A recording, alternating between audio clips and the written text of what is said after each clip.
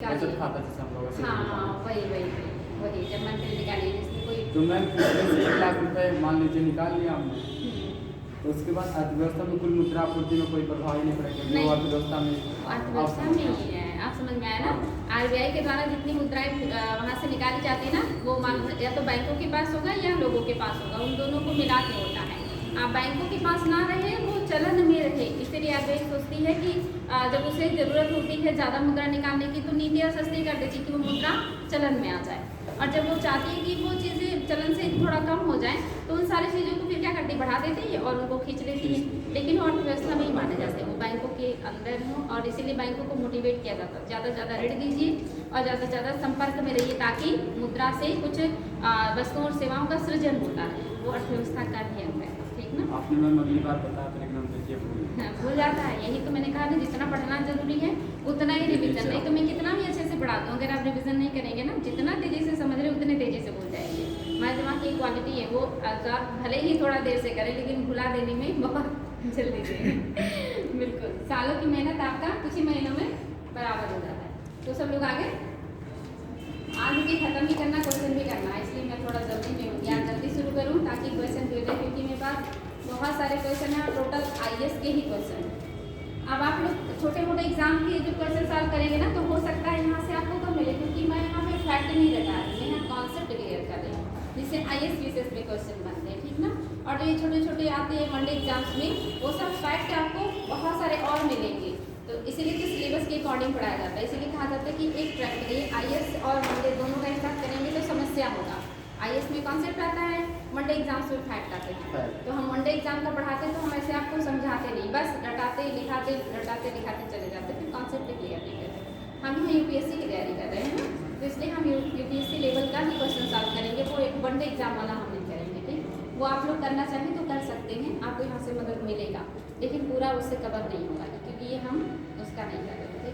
तो ये मैं सोचेगा कि छोटे छोटे क्वेश्चन तो मैं नहीं बता रही, अगर हम वो सारा करते चलेंगे तो खत्म नहीं होगा, क्योंकि किसी भी सब्जेक्ट का ना कोई मतलब और छोड़ नहीं है, बस पढ़ते रहिए पढ़ते रहिए पढ़ते रहिए। इसीलिए कहा जाता है एक चीज़ की तैयारी कीजिए ताकि आपको ज़्यादा मेहनत ना करना पड़े, नहीं तो आपको मेहनत बहुत हो जाता है और सिलेक्शन नहीं मिलता। तो चलिए हम लोग शुरू करेंगे आज की क्लास को, और आज आप लोगों को क्या पढ़ना है, हेडिंग कुछ है? हेडिंग राष्ट्रीय आवास बैंक।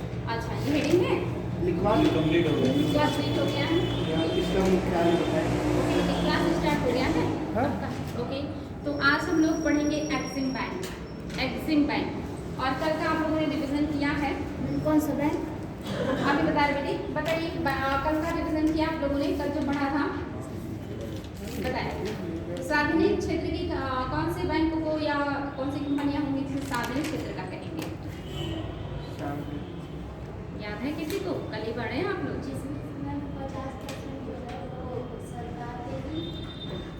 यानी कि जिसका ज़्यादातर स्वामित्व सरकार के पास होगा वो सार्वजनिक हो जाएगा। और सार्वजनिक में भी आपने पढ़ा था, एक राष्ट्रीयकृत बैंक थे और गैर राष्ट्रीयकृत थे। राष्ट्रीयकृत में कौन से थे और गैर राष्ट्रीय? जिनको सरकार ने पहले से ही अधिकृत राष्ट्रीय 1900 जिनको सरकार ने कानूनी तरीके से अधिकृत किया है वो कर राष्ट्रीयकृत, और जिनको बाजार के नियमों के आधार पर किया है वो गैर राष्ट्रीयकृत होते हैं। देसी और विदेशी बैंक भी आपको क्लियर होगा। जिस बैंक में स्वामित्व 50% से ज़्यादा इंडियंस का हो वो देसी, और जिस बैंक में स्वामित्व 50% से अधिक फॉरेनर का हो वो विदेशी। इसके अलावा आपने और भी बहुत सारी चीज़ें कर पड़ेंगी, रिविजन किया है, ठीक है, देख लेते हैं। बेसल मानक में क्या था, बेसल मानक क्या है बताएं। बेसल जो है वो स्विट्जरलैंड का एक प्लेस है, जहाँ में भी मतलब बैंकिंग से रिलेटेड वो चर्चा होती है, उस पर नियम तय होते हैं। बिल्कुल, जहाँ पे अंतर्राष्ट्रीय बैंक के जो मतलब लोग होते हैं, बैंकिंग से जुड़े लोग होते हैं, बैंकिंग सेक्टर के लोगों का मीटिंग होता है, दिशा निर्देश होता है, ये आपका कहा जाता है बेसल। बेसल कितना आ चुका है? मैम 3 स्टेज 3 स्टेज आ चुका, फर्स्ट, सेकेंड और थर्ड। और भारत में भी ये तीनों लागू है, यानी कि जो भी इस बैठक में शामिल होते हैं वो सभी देश अपने यहाँ बैंकों में ये सारी चीज़ों को लागू करते हैं। इसी को बेसल कहते हैं। और एक बैंकों के NPAs को कम करने के लिए, बैंकों में सुचारू रूप से बैंक चले, अच्छे से काम करें, इन सभी चीज़ों पर ध्यान देता है। बिल्कुल, ये सारी चीज़ें आपने पढ़ी थी। सहकारी बैंक भी आप लोगों ने पढ़ा था। सहकारी बैंक में कितने प्रकार का पढ़ा था आपने? एक स्टेट लेवल पे होता है। हाँ, एक राज्य स्तरीय और एक केंद्र तो कहा गया, लेकिन वो जिला केंद्र मतलब सेंट्रल नहीं बल्कि जिला है। जिला स्तरीय को ही केंद्र स्तरीय कहा गया है। ओके, और नैतिक प्रभाव पढ़ा था आप लोगों ने। साख की राशनिंग पढ़ी थी। प्रधान उधार दर क्या है या सीमांत अस्थायी सुविधा क्या है, पहले बताएं। MSF, सीमांत अस्थायी सुविधा, MSF क्या है? सीमांत अस्थायी सुविधा में जिससे बहुत कम रेट पे, ये तो मैम बेस रेट है। नहीं मुझे आप बेस रेट बता रहे हो, मैं सीमांत अस्थायी सुविधा पूछ रही हूँ। भूल गया या रिवीजन नहीं किया आप लोगों ने? मैम सीमांत अस्थायी सुविधा वही जो मतलब कर्ज लेते हैं और जो रखते हैं उसकी मतलब टोटल NDTL का 1% रात भर के लिए RBI से जब बैंक उधार लेते हैं तब वो होता है सीमांत अस्थायी सुविधा। भूल गए, रिवीजन नहीं किया आप लोगों ने। फिर इसके बाद प्राइम लैंडिंग रेट था, फिर आपका बेस रेट था। प्राइम लैंडिंग रेट क्या था? ये मैम जिसको कि अपने विश्वसनीय ग्राहकों को देते हैं, और इसमें मैम कम ब्याज वो कर मिनिमम सकते हैं। ब्याज दर जिस पे वाणिज्यिक बैंक अपने ग्राहकों को ऋण देते हैं वो होता है प्राइम लैंडिंग रेट। इसको सरकार ने कब खत्म कर दिया? 2010। क्यों खत्म किया? क्योंकि मैम इससे वो भाव तय करने लगे हाँ थे। बिल्कुल, यहाँ पे वो लोग क्या करते थे? मोल भाव मोल भाव करते थे या बार्गेनिंग करते थे बैंकों के साथ, जिससे बैंकों को असुविधा, साथ ही भेदभाव हो जाता था ना। किसी को बैंक ज़्यादा सुविधा दे देते थे, किसी को कम दे देते थे, ये बैंकों के द्वारा भेदभाव हो जाता था। इसलिए RBI ने क्या किया? प्राइम लैंडिंग रेट को समाप्त कर दिया और बेस रेट लेके आई। कब? 2000। बेस रेट क्या है? मैम जिस रेट पे वो अपने ग्राहकों को देगी, RBI एक रेट फिक्स करेगा। एक फिक्स रेट पे सबको देगा। यस यस, वह ब्याज दर जिसके नीचे वो अनुसूचित किसी वाणिज्यिक बैंक अपने किसी भी ऋणदाता को ऋण नहीं दे सकते, उसी को बेस रेट कहते हैं। बहुत आसान है, तो एक बार उसको दिमाग में रख के विचार करेंगे ना, आंखें बंद करेंगे और सोचेंगे कि क्या है बेस रेट, क्या है प्राइम लैंडिंग, क्या है MSF, तो बहुत आसान है, बिल्कुल रटना नहीं। इकोनॉमी सबसे आसान, सबसे छोटा सब्जेक्ट है जिसमें ज़्यादा रटना नहीं होता, समझना होता है। कुछ फैक्ट तो हर सब्जेक्ट में रटने होंगे, लेकिन अगर समझ लेंगे तो कम जो है रटना पड़ेगा, ठीक ना। ये सब बहुत आसान है, बस रिवीजन करते रहेंगे तो दिक्कत नहीं होगी। नैतिक प्रभाव तो आप लोगों ने पढ़ा ही था। इसके अलावा विभेदात्मक ब्याज दर एक और भी था ना, कि जो वाणिज्यिक बैंक हैं वो कितना प्रतिशत प्राथमिकता प्राप्त क्षेत्रों को देने के लिए बाध्य हैं? 40%। उस 40% का कितना कृषि क्षेत्र को देने के लिए वो बाध्य हैं, ठीक ना। इसी को कहा जाता है विभेदात्मक जो है नीतियाँ RBI की। वो ऐसा ना करे तो सभी क्षेत्रों को ऋण सही से नहीं मिल पाएगा। वाणिज्यिक बैंकों की कुछ जो है इस मतलब संपत्ति होती है ना, बड़ संपत्ति लिखा था आप लोगों ने कल, याद है? याद नहीं है, क्योंकि याद करिए इसको एग्जाम में समस्या होती है। उनकी प्रतिभूतियाँ हो जाएंगे। अच्छा, SIDBI की स्थापना कब हुई थी? Small industries development bank 1990। अधिनियम 1987 के तहत कि 90 में हुआ था, बताइए। 1990 में। और अधिनियम 1987 के तहत 1988 में कौन सा बैंक बना था? 87 ये राष्ट्रीय आवास बैंक बना था। हाउसिंग बैंक है ना, याद रखिए, इम्पोर्टेंट है। सबके लिए अधिनियम बनाया गया, फिर वो बैंक बनाया गया, ठीक है। SIDBI की स्थापना, नाबार्ड की स्थापना कब हुआ था? 1982 विथ डेट पूछा है, 12 जुलाई 1982। अच्छा, ये कौन से समिति की सिफारिश में बना था? मैंने सोचा था आप लोगों के सामने क्वेश्चन रखूंगी, अगर पता है तो मैम बताइए। पढ़े पढ़े थे। लेकिन लिखा हुआ भूल गए। लिखा हुआ भूल भी गए। बताइए कौन है, शिवरामन है या? और ये नाबार्ड का full form? National bank for agriculture and rural development. बिल्कुल, बहुत अच्छी। आरबीआई सॉरी नाबार्ड को वित्त पोषण कौन करता है? मैम ये मैम वो करता है फाइनेंस, मैम भारत का फाइनेंस जो भारत सरकार, मिनिस्ट्री ऑफ हाँ फाइनेंस। बिल्कुल, अब भारत सरकार में वही करेगा जिसके पास फाइनेंस है, तो भारत सरकार करती है, साथ ही वर्ल्ड बैंक करता है, विश्व बैंक करता है और अन्य वित्तीय एजेंसियां करती हैं। आरबीआई भी, शिवरामन ना, आरबीआई भी कुछ परसेंट योगदान करता ना इसमें, कर बताया था 0.4 कितना था, 0.04% ओनली आरबीआई करता है, बहुत कम करता है, ठीक है। नाबार्ड, नाबार्ड का काम क्या है?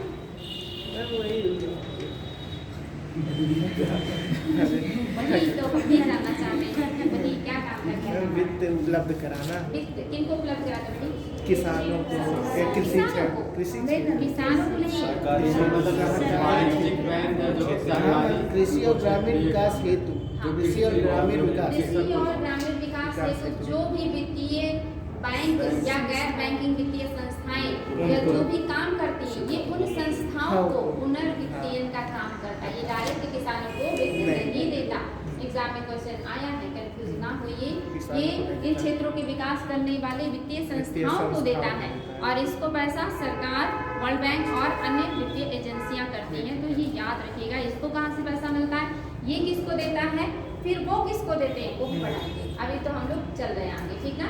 तो रिविजन करते रहिए, नहीं तो फिर इतनी महत्वपूर्ण चीजें भूल जाएंगे और फिर एग्जाम में कंफ्यूज हो जाएंगे।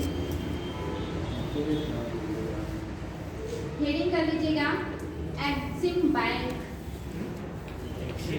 हाँ, एक्सिम बैंक, इसका इंग्लिश भी यही है और हिंदी भी यही है, एक्सिम बैंक। एक्सिम बैंक बहुत इंपॉर्टेंट है। इसको एक्सपोर्ट इंपोर्ट बैंक भी कहते हैं। मैं थोड़ा लिखवाई हूँ, नोट कर लीजिएगा 2 line. Export import bank of India, export import, निर्यात आयात, export import bank of India, निर्यात आयात बैंक ऑफ इंडिया, ब्रैकेट में एक्सिम बैंक, इसी का नाम है, क्वेश्चन आ चुका है। ब्रैकेट में एक्सिम बैंक, ब्रैकेट बंद। अंतरराष्ट्रीय व्यापार को बढ़ावा देने हेतु, अंतरराष्ट्रीय व्यापार को बढ़ावा देने हेतु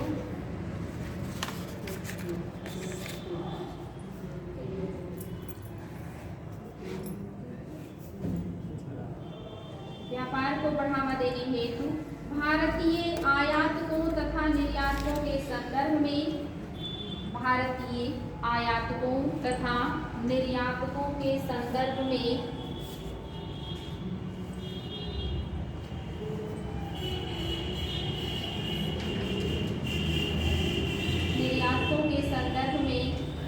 दिए जाने वाले वित्त के लिए प्रमुख संस्था है, दिए जाने वाले वित्त के लिए प्रमुख संस्था है, दिए जाने वाले वित्त के लिए प्रमुख संस्था है।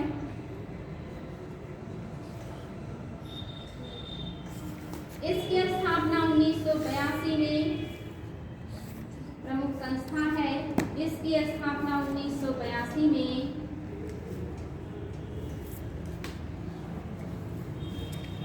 Export import bank of India act, export import bank of India act,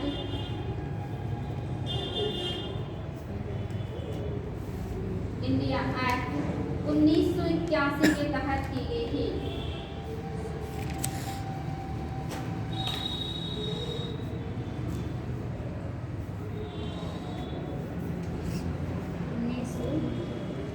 1981 के तहत की गई थी।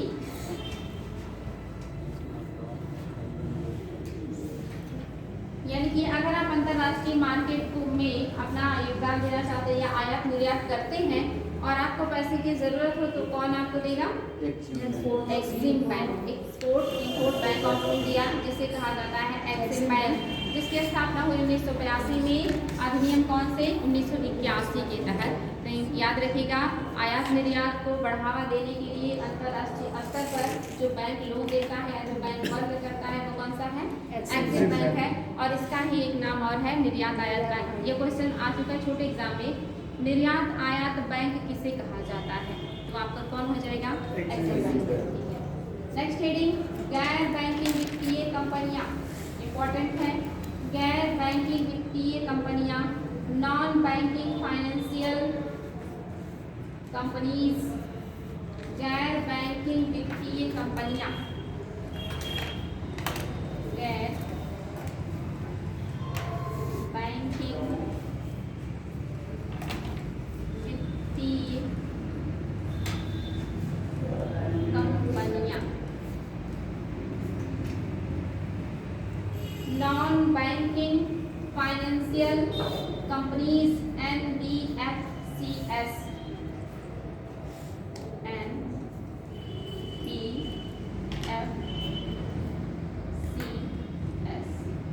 Non banking finance, non banking financial companies. ये क्वेश्चन आया, फुल फॉर्म भी आया है, तो इसलिए आप लोगों को पता हो NBFC का क्या फुल फॉर्म होता है। इसमें नोट कीजिएगा, कंपनी अधिनियम 1956 के अंतर्गत, हाईलाइट कीजिएगा, कंपनी अधिनियम 1956 के अंतर्गत पंजीकृत वे सभी कंपनियां, कंपनी अधिनियम 1956 के अंतर्गत पंजीकृत वे सभी कंपनियां, कंपनी अधिनियम 1956 के अंतर्गत पंजीकृत वे सभी कंपनियां जिनका मुख्य कार्य ऋण उपलब्ध कराना, जिनका मुख्य कार्य ऋण उपलब्ध कराना,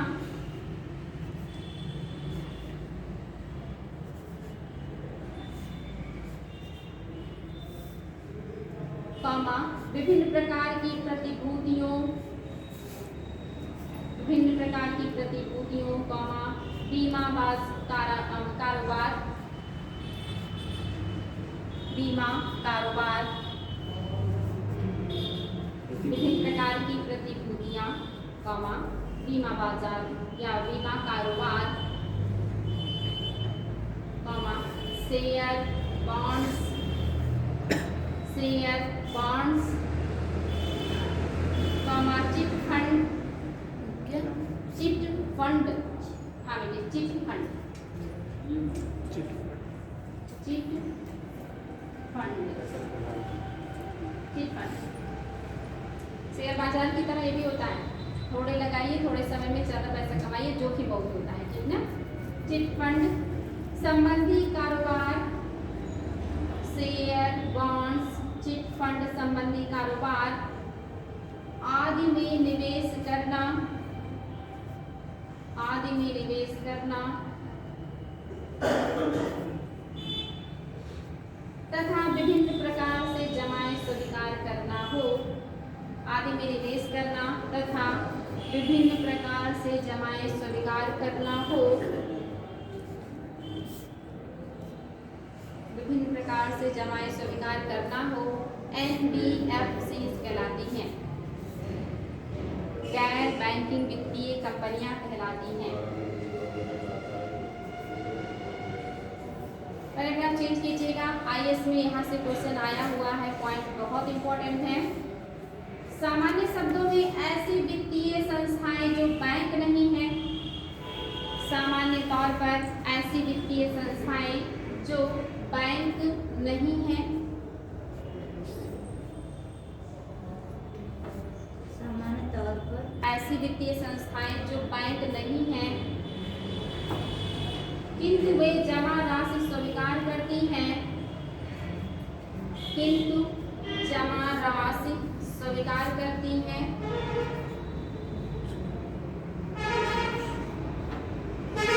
तथा बैंक की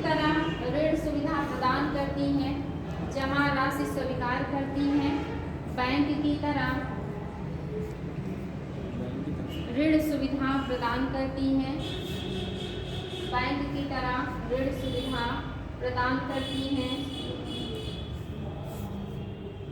NBFCs कहलाती हैं, NBFCs कहलाती हैं। NBFCs मांग जमा स्वीकार नहीं कर सकती। वेरी वेरी इंपॉर्टेंट, हाईलाइट कीजिएगा। गैर बैंकिंग वित्तीय कंपनियां मांग जमा स्वीकार नहीं कर सकती, मांग जमा स्वीकार नहीं कर सकती।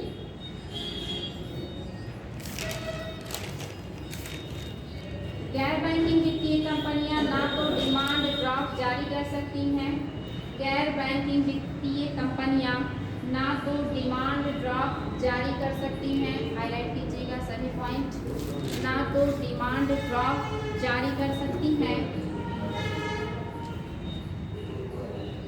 और ना ही इनके द्वारा चेक जारी किए जा सकते हैं, और ना ही इनके द्वारा चेक जारी किए जा सकते हैं।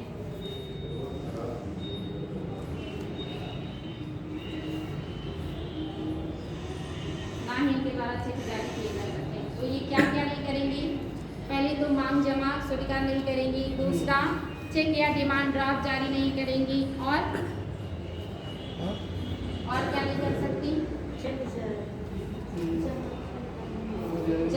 मांग जमा स्वीकार नहीं कर सकती, और क्या नहीं करेंगी? ना तो ये कोई डिमांड ड्राफ्ट जारी करेंगी और ना ही कोई चेक जारी करेंगी। ये याद रखिएगा, बहुत इंपॉर्टेंट है, ये क्वेश्चन आ चुका है। यानी कि ऐसे मतलब जो है वित्तीय कंपनियां हैं जो बैंक की तरह काम तो करते हैं, लेकिन वो चेक नहीं जारी करेंगी, डिमांड ड्राफ्ट जारी नहीं करेंगी और मांग जमा स्वीकार नहीं करेंगी। ऐसी कंपनी को गैर बैंकिंग वित्तीय कंपनियां कहती हैं। जो कंपनी है कौन से अधिनियम के तहत बनी है? अधिनियम 1956 के तहत बनी है, ठीक ना? आप समझ में आया? जितनी भी नॉन बैंकिंग फाइनेंशियल कंपनीज हैं, इनकी स्थापना कंपनी अधिनियम 1956 के तहत बनाया गया है, जो क्या कर सकती है? आपको ऋण भी दे सकती है, पैसे भी जमा कर सकती है, लेकिन मांग जमाए स्वीकार नहीं करेगी, और नहीं क्या नहीं करेगी? चेक जारी नहीं करेगी और डिमांड ड्राफ्ट जारी नहीं करती है। ठीक, आगे बढ़ेंगे।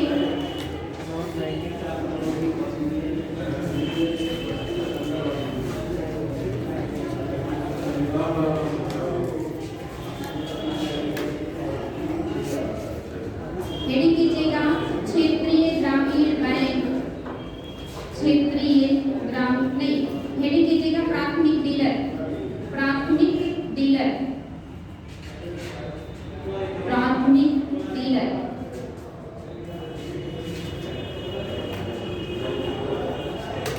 इसमें प्राथमिक डीलर भारतीय रिजर्व बैंक के पास, प्राथमिक डीलर भारतीय रिजर्व बैंक के पास पंजीकृत ऐसी संस्थाएं हैं जिनके पास, प्राथमिक डीलर RBI के पास पंजीकृत ऐसी संस्थाएं हैं जिनके पास सरकारी प्रतिभूतियों को खरीदने और बेचने का लाइसेंस होता है, जिनके पास सरकारी प्रतिभूतियों को खरीदने और बेचने का लाइसेंस होता है।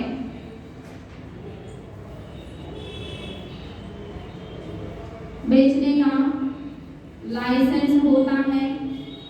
ये ऐसी संस्थाएं हैं जो सरकारी प्रतिभूतियों को, ये ऐसी संस्थाएं हैं जो सरकारी प्रतिभूतियों को RBI से, प्रतिभूतियों को सीधे RBI से क्रय करती हैं, जो सरकारी प्रतिभूतियों को सीधे RBI से क्रय करती हैं।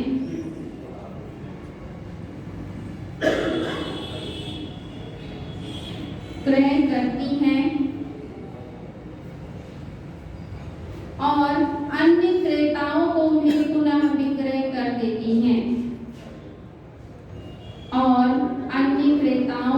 में पुनः विक्रय कर देती हैं।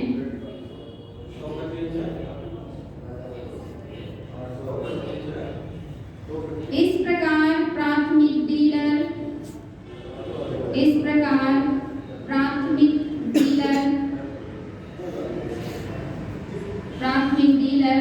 सरकारी प्रतिभूतियों के लिए एक बाजार का निर्माण करते हैं। इस प्रकार प्राथमिक डीलर सरकारी प्रतिभूतियों के लिए एक बाजार का निर्माण करते हैं।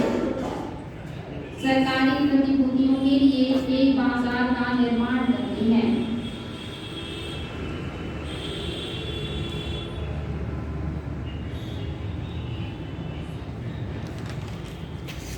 अब हेडिंग कीजिएगा क्षेत्रीय ग्रामीण बैंक, यानी कि जो आरबीआई सरकारी प्रतिभूतियां जारी करती है सरकार के कहने पे, वो कौन बेचता है?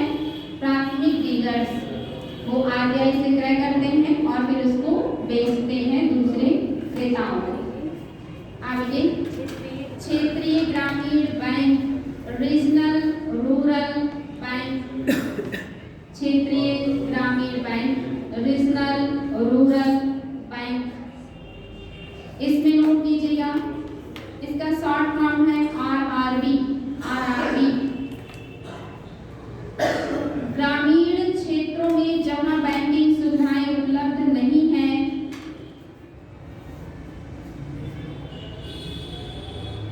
ग्रामीण क्षेत्रों में जहां बैंकिंग सुविधाएं उपलब्ध नहीं है, इन सुविधाओं की उपलब्धता सुनिश्चित करने के उद्देश्य से, इन सुविधाओं की उपलब्धता सुनिश्चित करने के उद्देश्य से, इन सुविधाओं की उपलब्धता सुनिश्चित करने के उद्देश्य से क्षेत्रीय ग्रामीण बैंक की स्थापना की गई।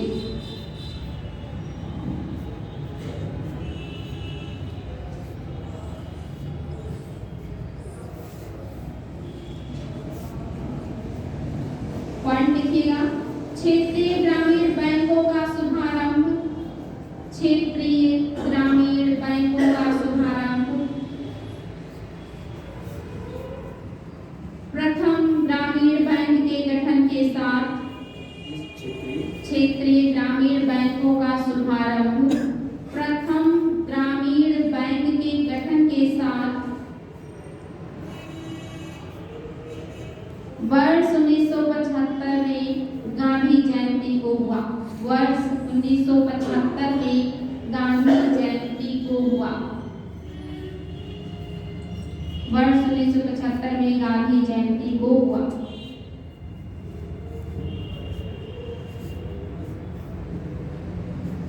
क्षेत्रीय ग्रामीण बैंकों का स्वामित्व 3 निकायों के पास था।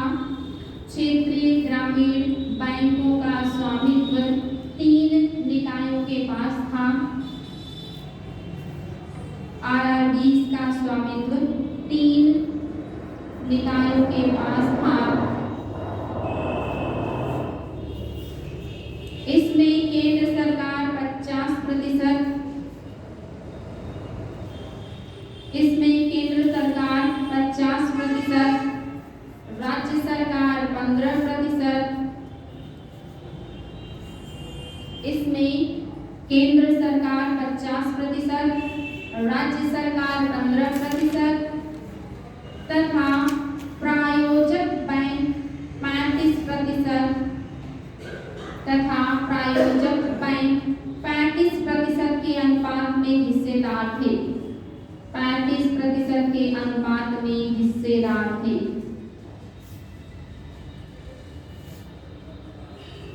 आप हेडिंग कीजिएगा, बैंकिंग क्षेत्र में सुधार हेतु गठित विभिन्न समितियां। बैंकिंग क्षेत्र में सुधार हेतु गठित विभिन्न समितियां। बैंकिंग क्षेत्र में सुधार हेतु गठित विभिन्न समितियां। एक तरफ हेडिंग कीजिएगा समिति का नाम, दूसरी तरफ उद्देश्य। समिति का नाम उद्देश्य। समिति का नाम में लिखिएगा MN गोईपोरिया समिति। MN गोईपोरिया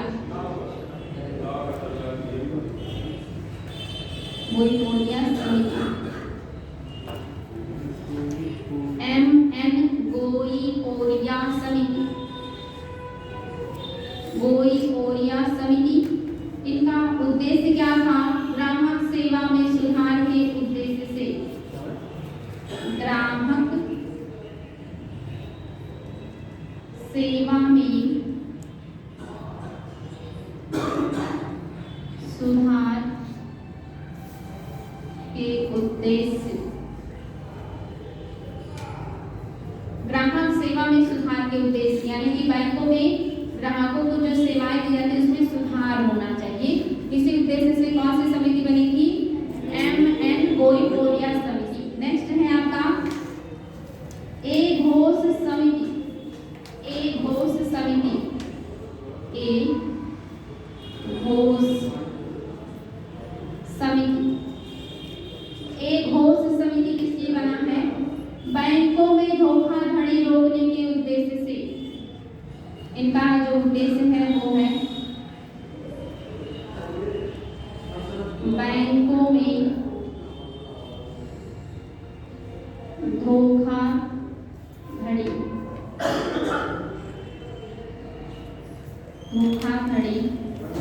रोकने के उद्देश्य से।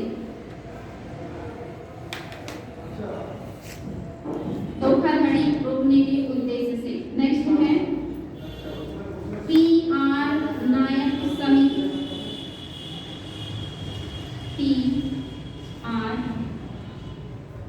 नायक समिति। PR नायक समिति, इनका उद्देश्य था लघु एवं मध्यम उद्योगों को ऋण उपलब्ध कराने के उद्देश्य से। लघु एवं मध्यम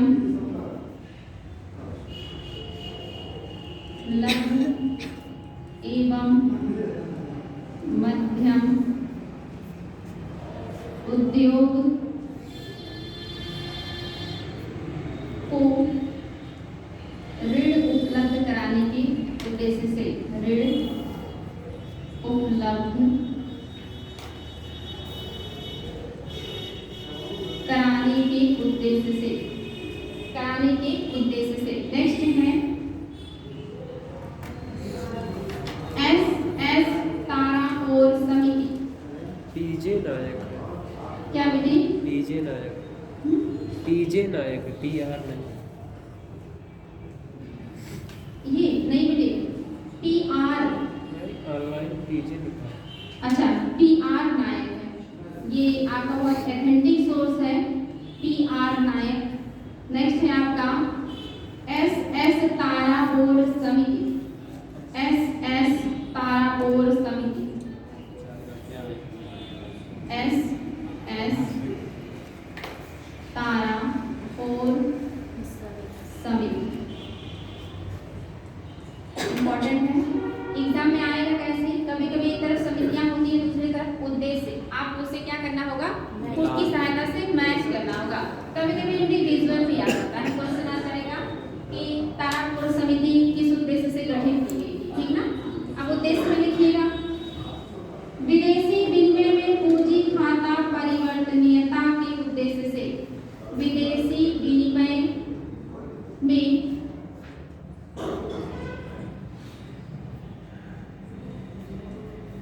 विदेशी विनिमय में पूंजी खाता पूर्ण परिवर्तनीयता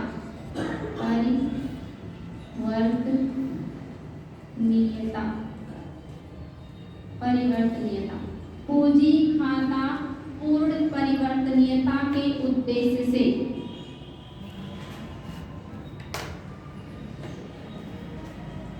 एग्जाम में बहुत पूछा जाता है। नेक्स्ट RV गुप्ता समिति।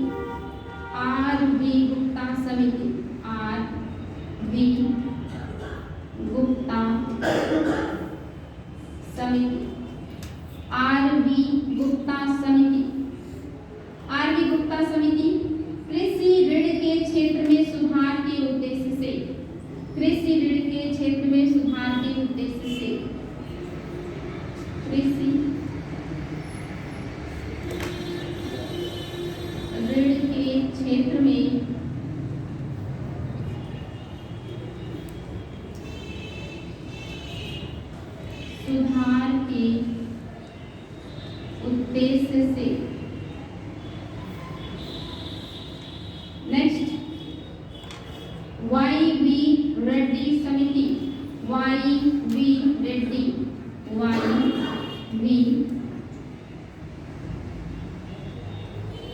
रेड्डी समिति,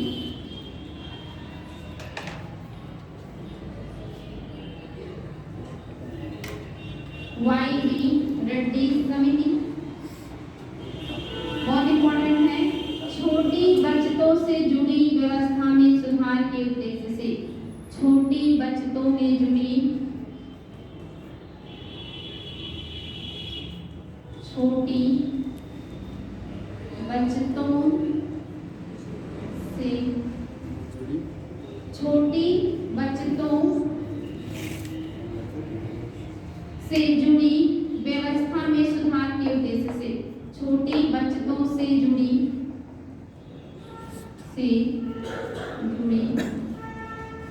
व्यवस्था में सुधार के उद्देश्य से, सुधार के उद्देश्य से। नेक्स्ट पी आर खन्ना समिति, पी आर खन्ना समिति, पी आर खन्ना समिति बहुत इंपॉर्टेंट है, गैर निष्पादक परिसंपत्तियों की रूपरेखा में परिवर्तन के उद्देश्य से,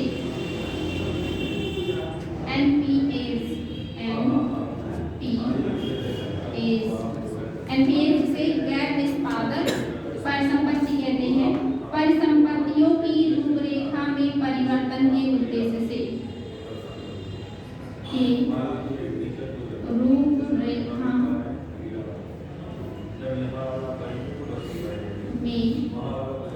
परिवर्तन के उद्देश्य से, गैर निष्पादन या निष्पादक परिसंपत्तियों की रूपरेखा में परिवर्तन के उद्देश्य से। नेक्स्ट दीपक पारिक समिति, दीपक पारिक समिति, दीपक पारिक समिति, दीपक पारिक समिति सारे एग्जाम में आए हुए हैं। आधारिक संरचना के वित्तीय मामलों में सुझाव देने के उद्देश्य से, आधारिक संरचना के वित्तीय मामलों में, आधारिक संरचना के वित्तीय मामलों में सुझाव देने के उद्देश्य से, हाईलाइट कीजिएगा, बहुत ज्यादा पूछा गया है। आधारिक संरचना के वित्तीय मामलों में सुझाव देने के उद्देश्य से। नेक्स्ट डी सुब्बाराव समिति,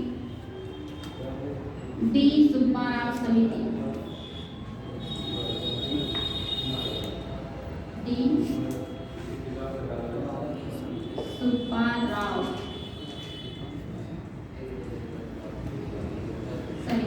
डी सुब्बाराव समिति ये किसने बनाए गए थे?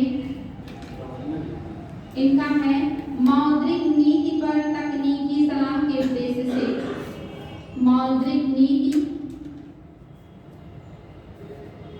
पर तकनीकी सलाह के उद्देश्य से।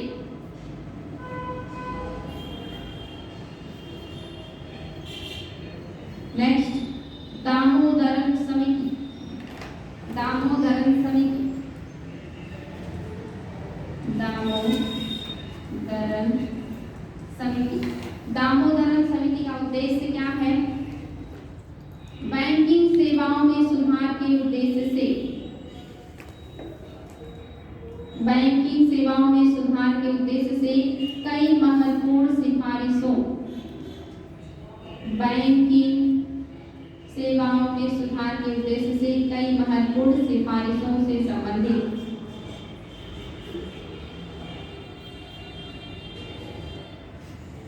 नेक्स्ट बैंकिंग सेवाओं में सुधार के उद्देश्य से कई महत्वपूर्ण सिफारिशों से संबंधित सिफारिशों से संबंधित। नेक्स्ट, एक खंडेलवाल समिति, एक खंडेलवाल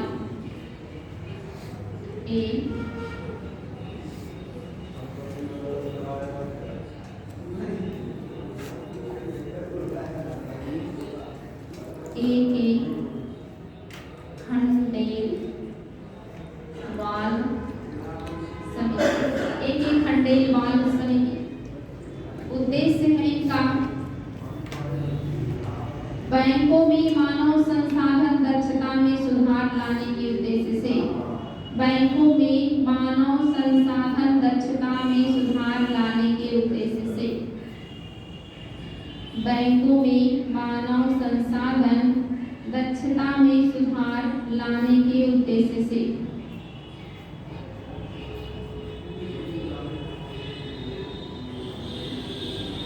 मानव संसाधन दक्षता में सुधार लाने के उद्देश्य से। नेक्स्ट, वेरी वेरी इंपॉर्टेंट, विमल जालान समिति, विमल जालान समिति, हाईलाइट कर लीजिएगा।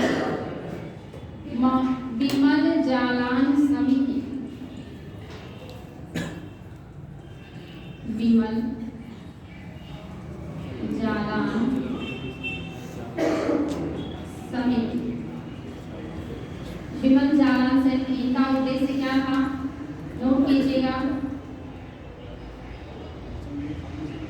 नए बैंकों के परमिट के लिए प्राप्त आवेदनों की, नए बैंकों के परमिट के लिए प्राप्त आवेदनों की समीक्षा, नए बैंकों के परमिट के लिए प्राप्त आवेदनों की समीक्षा।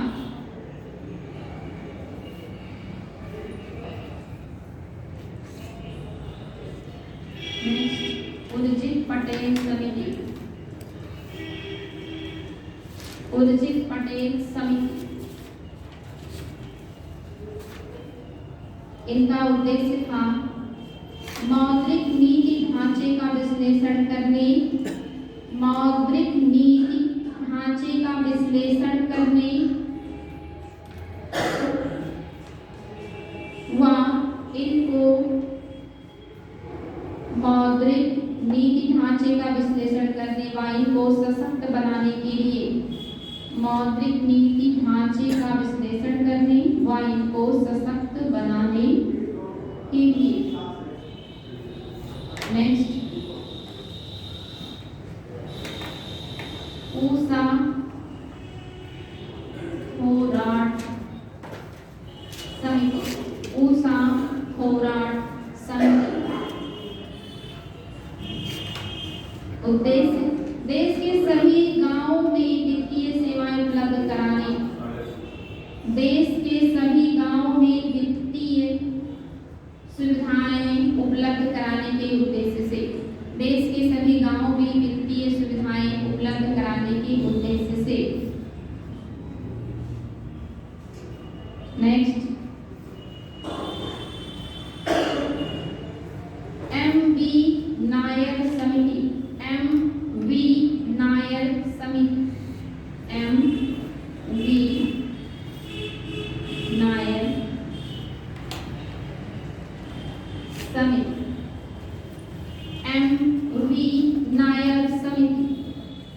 इनका उद्देश्य प्राथमिकता प्राप्त क्षेत्र में विद्यमान वर्गीकरण की, प्राथमिकता प्राप्त क्षेत्र में विद्यमान वर्गीकरण की समीक्षा,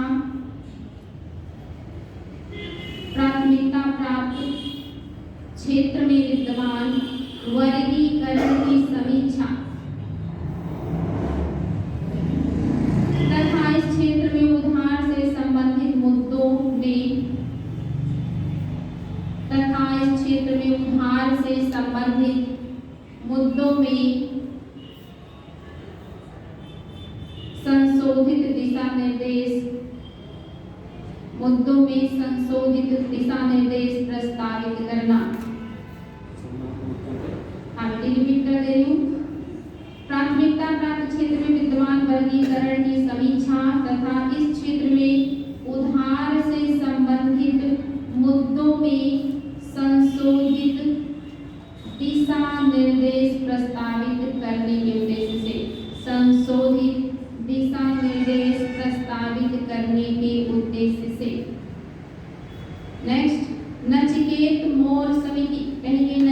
भी दिया रहेगा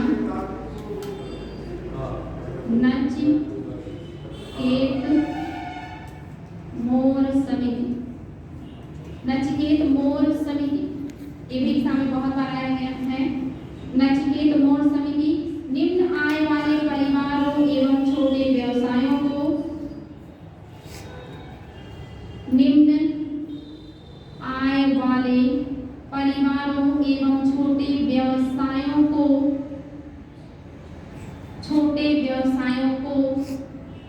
व्यापक वित्तीय सेवाएं उपलब्ध कराना। व्यापक वित्तीय सेवाएं उपलब्ध कराना। निम्न आय वाले परिवारों एवं छोटे व्यवसायों को व्यापक वित्तीय सेवाएं उपलब्ध कराना। एंड लास्ट दीपक मोहंती समिति।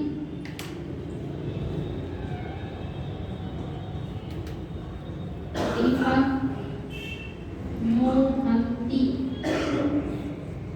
समिति। दीपक मोहंती समिति इसका उद्देश्य क्या था? वित्तीय समावेशन की मध्यवार कार्य योजना। वित्तीय समावेशन की मध्यवार कार्य योजना तैयार करना। वित्तीय समावेशन की मध्यवार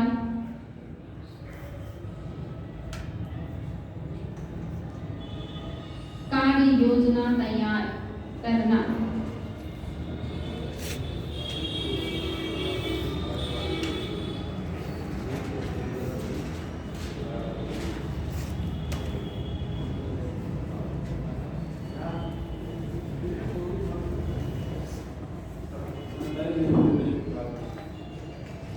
मुद्रा बैंकिंग जानते हैं? मुद्रा बैंकिंग ये सार्वजनिक क्षेत्र की वित्तीय कंपनियां हैं। मुद्रा बैंकिंग जो 2015-16 में लाई गई थी। इसके तहत मैक्सिमम 10 लाख तक का लोन दिया जाता था, जिसमें शिशु लोन था, फिर वयस्क था और एडल्ट के लिए था। तो शिशु के लिए 50,000 जो है इसमें लोन दिया जाता था, 50,000 तक का। किशोर के लिए 50,000 से लेकर 5 लाख तक का था और तरुण के लिए 5 लाख से 10 लाख तक का। तो क्या ये नोट करवा दूं? मुद्रा बैंक नोट करना है? मुझे बताएं, जल्दी बताएं, क्या मुद्रा बैंक नोट करना है? लिखवा दें? ठीक है, लिख लीजिए, याद भी होना चाहिए। हेडिंग कर लीजिएगा मुद्रा बैंक। मुद्रा बैंक, मुद्रा बैंक। मुद्रा बैंक सार्वजनिक क्षेत्र की वित्तीय संस्था है। मुद्रा बैंक सार्वजनिक क्षेत्र की वित्तीय संस्था है। इसकी स्थापना 2015-16 के बजट में की गई है। सार्वजनिक क्षेत्र की वित्तीय संस्था है। इसकी स्थापना 2015-16 के बजट में की गई।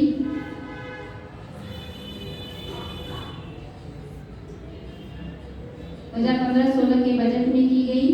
इसका मुख्यालय नई दिल्ली में है।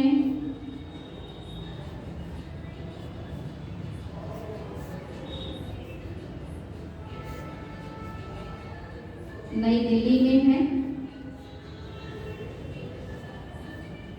और ये इसको गवर्न करता है सिडबी। याद रखिएगा, सिडबी गवर्न करता है। पैराग्राफ चेंज कीजिएगा। छोटे कारोबारियों को ऋण की सुविधा प्रदान करना इस बैंक के तहत। छोटे कारोबारियों को ऋण सुविधा प्रदान करना इसका उद्देश्य है। छोटे कारोबारियों को ऋण सुविधा प्रदान करना इसका उद्देश्य है।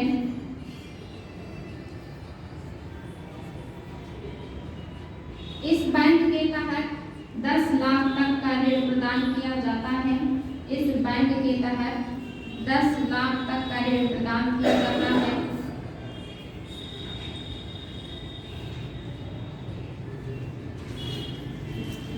शिशु योजना 50,000 तक का ऋण प्रदान किया जाएगा। इसमें शिशु योजना के तहत 50,000 तक का ऋण प्रदान किया जाएगा। किशोर योजना के तहत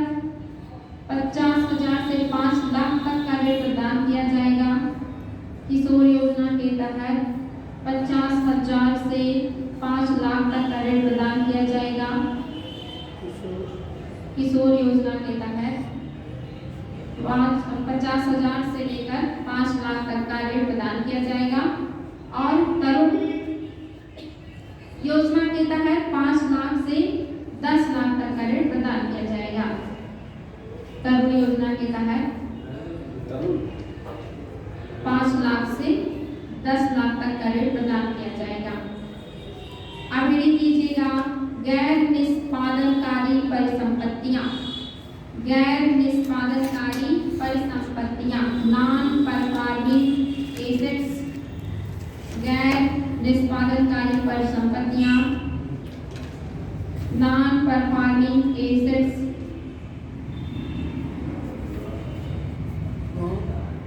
नॉन परफॉर्मिंग एसेट्स।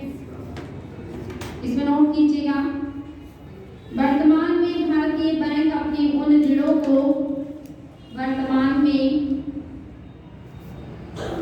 भारतीय बैंक अपने उन ऋणों को गैर निष्पादनकारी परिसंपत्तियों में डाल देते हैं। वर्तमान में भारतीय बैंक अपने ऋणों को, उन ऋणों को गैर निष्पादनकारी परिसंपत्तियों में डाल देते हैं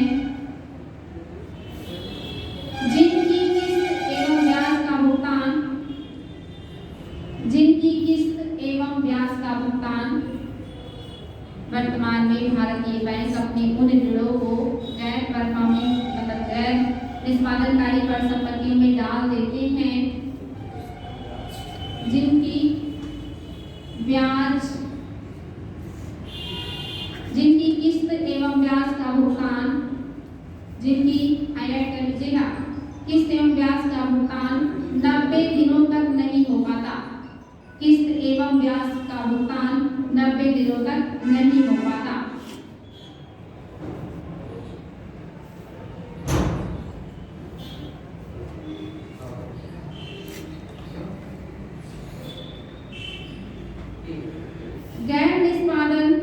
गैर निष्पादक परिसंपत्तियों को 3 श्रेणी में बांटा जाता है।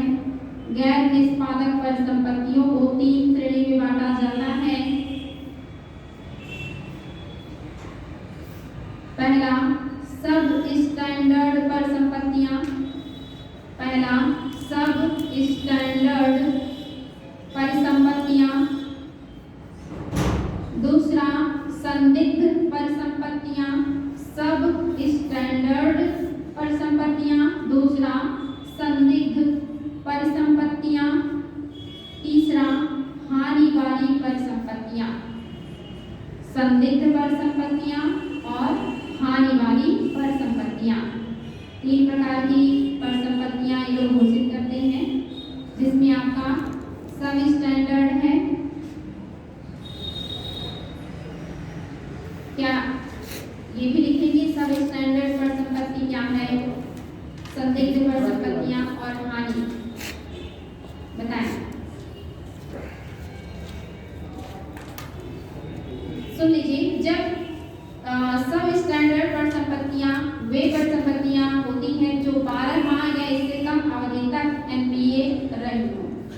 12 माह यानी कि 1 साल या इससे कम अवधि तक अगर संपत्तियां एनपीए रही हो यानी कि नॉन परफॉर्मिंग एसेट्स रही हो तो उसे क्या कहेंगे, सब स्टैंडर्ड परिसंपत्तियां कहेंगे। संदिग्ध में क्या आएगा, इसके अंतर्गत वो परिसंपत्तियां होंगी जो 12 माह तक सब स्टैंडर्ड की श्रेणी में रही हो। मतलब 1 साल अगर एनपीए में रही हो तो सब स्टैंडर्ड, लेकिन अगर 12 माह सब स्टैंडर्ड में रही हो तो वो क्या हो जाएंगे, आपके संदिग्ध में आ जाएंगे। और आपका जो हानि वाला होगा, ऐसी परिसंपत्तियां जिनकी बैंक के आंतरिक तथा बाहरी अंकेक्षक या केंद्रीय बैंक पर्यवेक्षक ने हानि वाली परिसंपत्ति के रूप में पहचान की हो।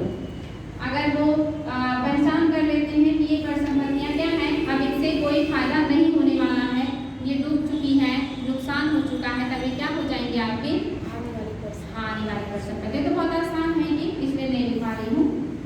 और आज हम बहुत कुछ और भी सोच रहे हैं खत्म करना है।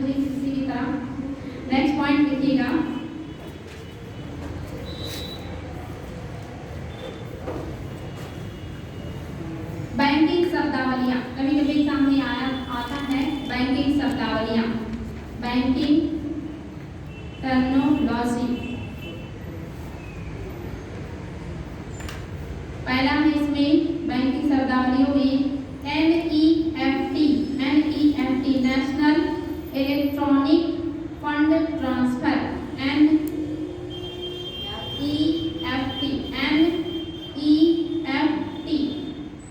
नेशनल इलेक्ट्रिक फंड ट्रांसफर,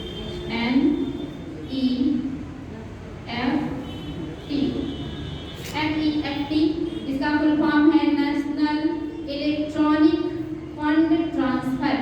ये आता है अक्सर फुल फॉर्म बताने के लिए, नेशनल इलेक्ट्रॉनिक फंड ट्रांसफर। इसमें लिखिएगा 2 लाइन, इसके द्वारा इलेक्ट्रॉनिक रूप से पैसे को ट्रांसफर किया जाता है, इसके द्वारा इलेक्ट्रॉनिक रूप से पैसे का ट्रांसफर किया जाता है, इलेक्ट्रॉनिक रूप से पैसे का ट्रांसफर किया जाता है। दूसरा पॉइंट, इसके द्वारा धन तभी अंतरण होता है जब बैंक वर्किंग आवर में होता है, इसके द्वारा धन तभी अंतरण होता है जब बैंक वर्किंग आवर में होता है, इसके द्वारा तभी धन अंतरण होता है, यानी कि भेजा जा सकता है या प्राप्त किया जा सकता है जब बैंक वर्किंग आवर में हो। इसके द्वारा धन तभी अंतरण किया जा सकता है जब, या हो सकता है जब बैंक वर्किंग आवर में हो। इसके तहत पैसे भेजने की सीमा नहीं है, इसके तहत पैसे भेजने की सीमा नहीं है, आप जितना चाहे उतना पैसे ट्रांसफर कर सकते हैं, कोई लिमिटेशन नहीं है। नेक्स्ट आपने ये हेडिंग है RTGS, ये सब शब्दावलियां वर्तमान में बहुत उपयोग की जाती हैं।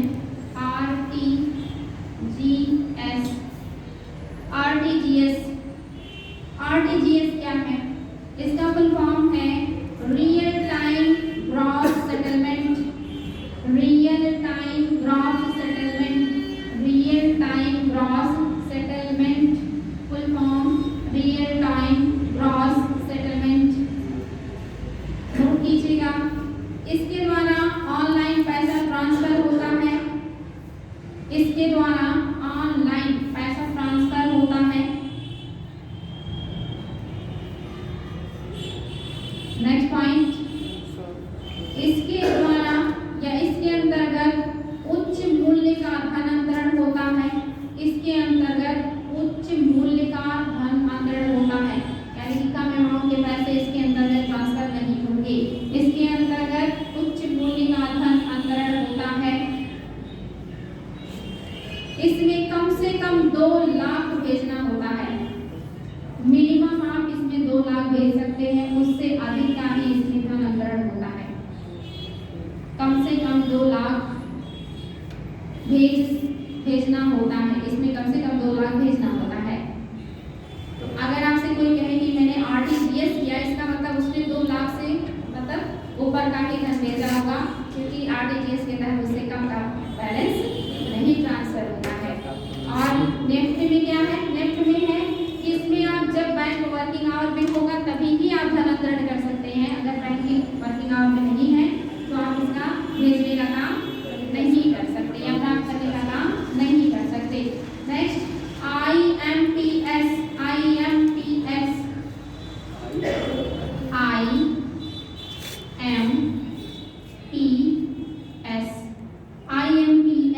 इसका full form immediate payment service, immediate payment service, immediate payment service. Note कीजिएगा, इसके द्वारा पैसे का अंतरण ऑनलाइन होता है, इसके द्वारा पैसे का अंतरण ऑनलाइन होता है।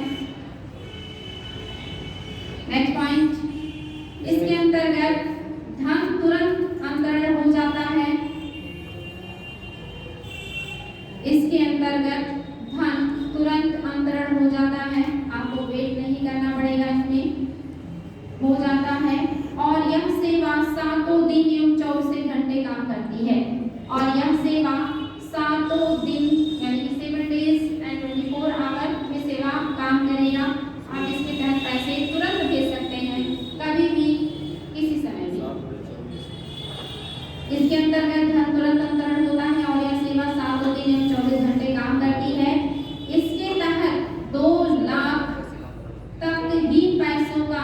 कर सकते हैं। इम्पोर्टेंट है, इसके तहत 2 लाख तक ही धन का अंतरण कर सकते हैं, 2 लाख से ज्यादा नहीं कर सकते।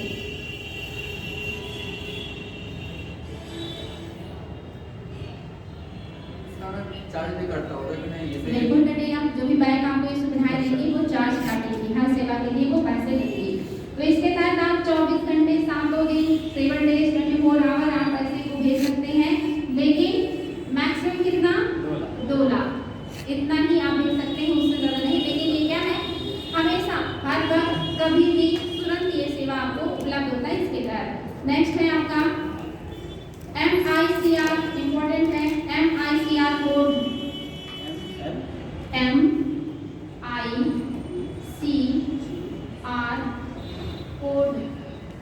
MICR कोड, इसका फुल फॉर्म एग्जाम में आ चुका है। Magnetic ink character, magnetic ink character recognition, magnetic ink character recognition question आ चुका है। ये फुल फॉर्म इसका पूछा गया है,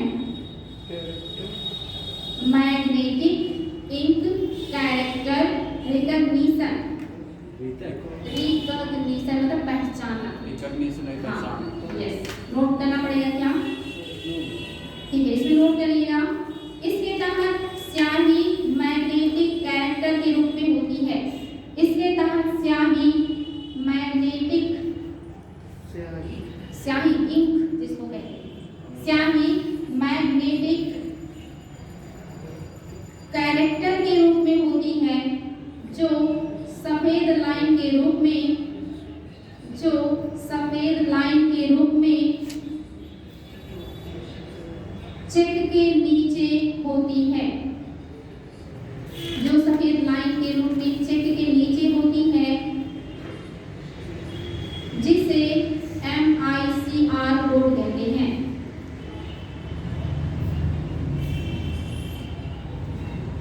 MICR कोड कहते हैं। यह कोड धनराशि को सुरक्षित रखने हेतु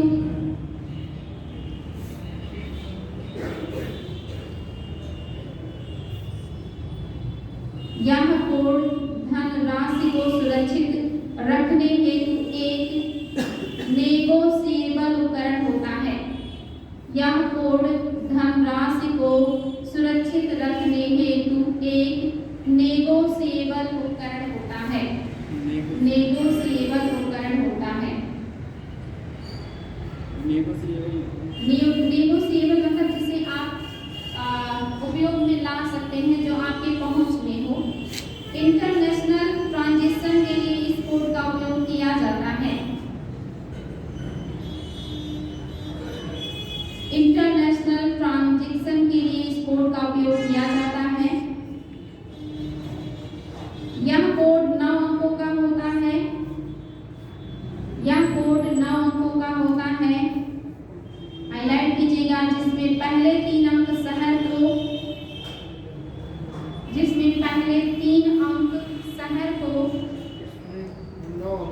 हाँ 9 अंक होता है, जिसमें पहले 3 अंक शहर को, अगले 3 अंक बैंक संबंधी जानकारी, अगले 3 अंक बैंक संबंधी जानकारी एवं अंतिम 3 अंक, एवं अंतिम 3 अंक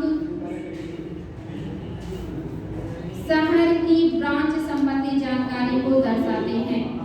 अंतिम 3 अंक बैंक की ब्रांच संबंधी जानकारी को दर्शाते हैं। अंतिम 3 अंक बैंक की ब्रांच संबंधी जानकारी को दर्शाते हैं।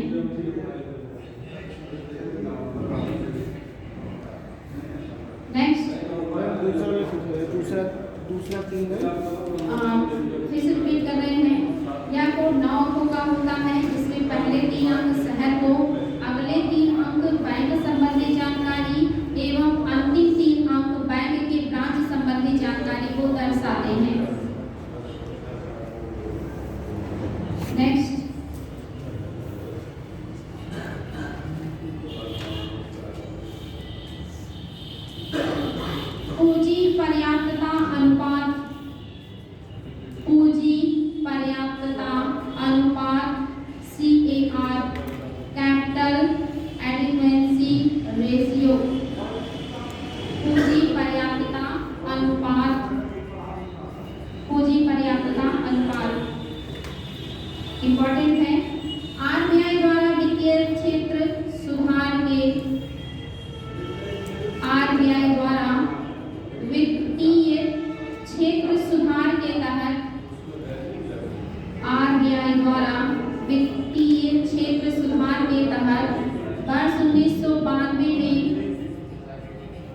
वित्तीय क्षेत्र सुधार के तहत वर्ष 1992 में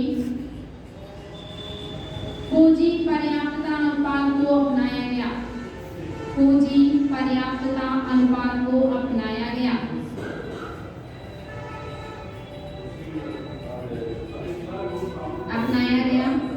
पूंजी पर्याप्तता अनुपात का अर्थ है, पूंजी पर्याप्तता अनुपात का अर्थ है, ये मेन पॉइंट है। पूंजी पर्याप्तता अनुपात का अर्थ है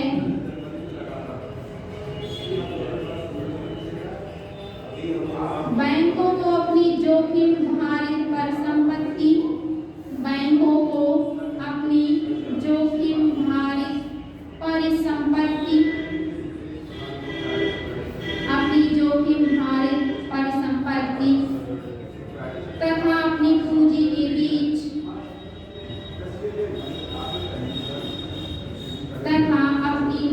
के बीच एक निश्चित अनुपात बनाकर रखना होगा। एक निश्चित अनुपात बनाकर रखना होगा।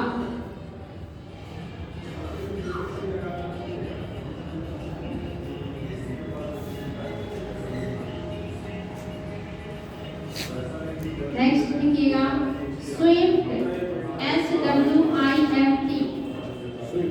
हाँ, स्विफ्ट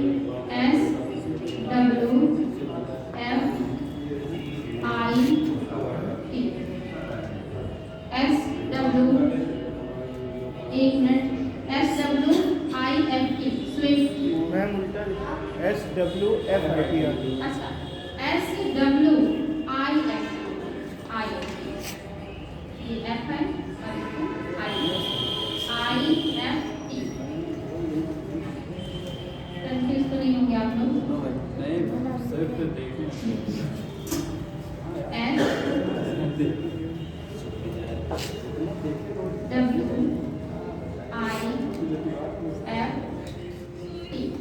स्विफ्ट, ये सब इम्पोर्टेंट है। स्विफ्ट का तात्पर्य सोसाइटी फॉर, इसका फुल फॉर्म बहुत इम्पोर्टेंट है।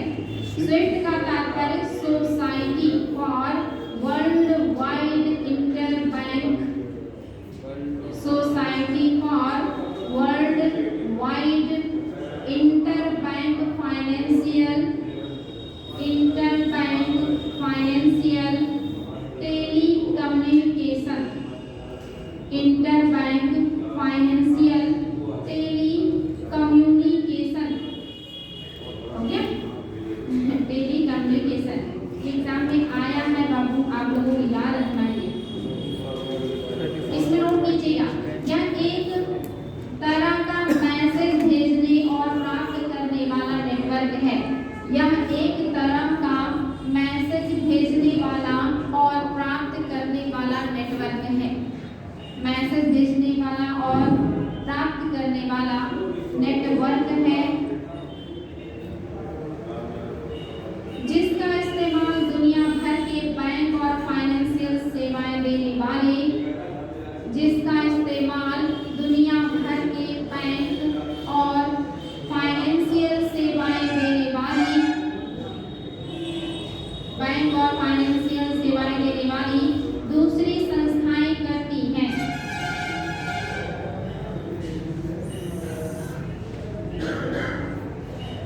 देने वाली सेवाएं देने वाली दूसरी संस्थाएं करती हैं। नेक्स्ट है Bhim app. Bhim app, Bhim app, ये भी जब आया था तो एक बार बहुत ज़्यादा चर्चाओं में था। भीम ऐप, भीम ऐप प्रधानमंत्री नरेंद्र मोदी ने 30 सितंबर 2016 को, प्रधानमंत्री नरेंद्र मोदी ने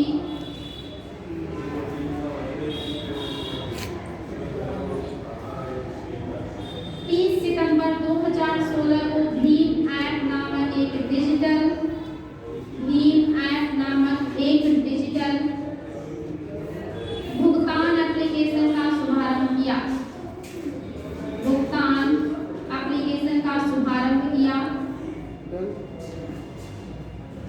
भीम ऐप को भारतीय राष्ट्रीय भुगतान निगम द्वारा विकसित किया गया।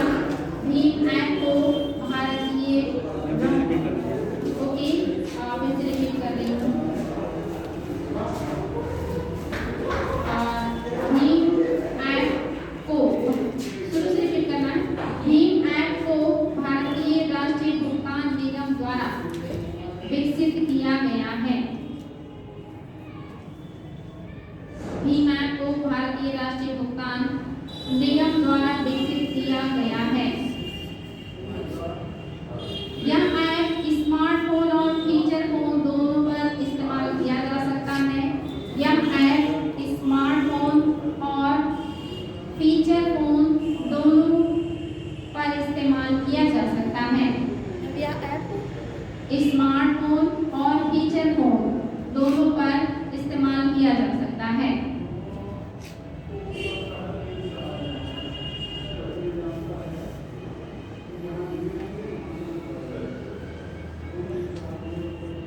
यूपीआई जानते हैं?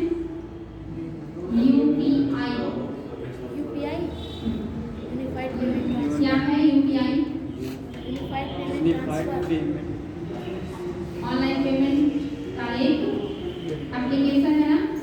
यूपीआई में भीम ऐप की तरह ही रहता है यूपीआई भी। क्या यूपीआई के बारे में बताना पड़ेगा? आपने थोड़े क्वेश्चन पूछे आप? अरे बहुत सारे इसमें वाइट क्वेश्चन कुछ दिख रहे हैं, स्किप करना पड़ रहा है क्योंकि एक टॉपिक को हम लोग कई दिनों से पढ़ रहे हैं। आप लोग बोर तो नहीं हो गए पढ़ते पढ़ते? नहीं हुए। बहुत कई सारी चीजें स्किप ना करें तो अभी 2 दिन और चलेगा, इसलिए मैं इसको स्किप कर रही हूँ। और ये टॉपिक से अभी तक मतलब 2021 तक के क्वेश्चन है मेरे पास आईएएस के, लगभग 37 क्वेश्चन आए हैं इस हिसाब से। मतलब इस वाले टॉपिक के लिए काफी इम्पोर्टेंट है। चलिए क्वेश्चन है आपके लिए, बहुत ही शानदार क्वेश्चन है आईएएस 2021 का। चैप्टर खत्म हो गया। चैप्टर खत्म हो गया जैसे तैसे। अभी लिखवाएं सभी बहुत सारी चीजें हैं जैसे व्हाइट एटीएम, ब्राउन एटीएम, तरह तरह की चीजें जो नई भी हैं आप लोगों के लिए, लेकिन बहुत ज़्यादा फायदा रहेगा। तो क्वेश्चन है निम्नलिखित में से किससे किसी अर्थव्यवस्था में मुद्रा गुणक में वृद्धि होगा? ऐसी कौन सी चीज है जो अर्थव्यवस्था में मुद्रा के प्रवाह को बढ़ाएगा? मुद्रा गुणक मतलब बढ़ने को कहते हैं, गुना क्या होता है? तो गुना नहीं होना। तो बताएं कौन सी ऐसी गतिविधि होगी जिसकी वजह से मुद्रा का प्रवाह अर्थव्यवस्था में बढ़ेगा? आईएएस 2021 का क्वेश्चन है, आपका पढ़ा है लेकिन सावधानी से उत्तर दीजिएगा क्योंकि सब पढ़ा है तो ओवर कॉन्फिडेंस में आ सकते हैं। पहला पॉइंट, बैंकों में आरक्षित नकदी विधि अनुपात में वृद्धि। कह रहा है कि जो बैंकों में आरक्षित नकदी है उसमें बढ़ोतरी कर दिया जाए। क्या अर्थव्यवस्था में इससे बढ़ेगा? नहीं, कम हो जाएगा। मुद्रा स्फीति को कंट्रोल करने के लिए आता नहीं। दूसरा, बैंकों के साविधिक चल निधि अनुपात में वृद्धि। जो एसएलआर है अगर उसमें बढ़ोतरी कर दिया जाए तो क्या अर्थव्यवस्था में मुद्रा का प्रवाह बढ़ेगा? No, very good. देश की जनसंख्या में वृद्धि, अगर जनसंख्या को बढ़ा दिया जाए तो अर्थव्यवस्था में मुद्रा का प्रवाह बढ़ेगा क्या? लोगों की बैंकिंग आदतों में वृद्धि। ये सही है। ये सही है ना? बहुत सही। आईएएस 2021 का क्वेश्चन आप लोगों ने एकदम सॉल्व कर दिया, ज्यादा दिमाग नहीं लगाया। नेक्स्ट बताइएगा।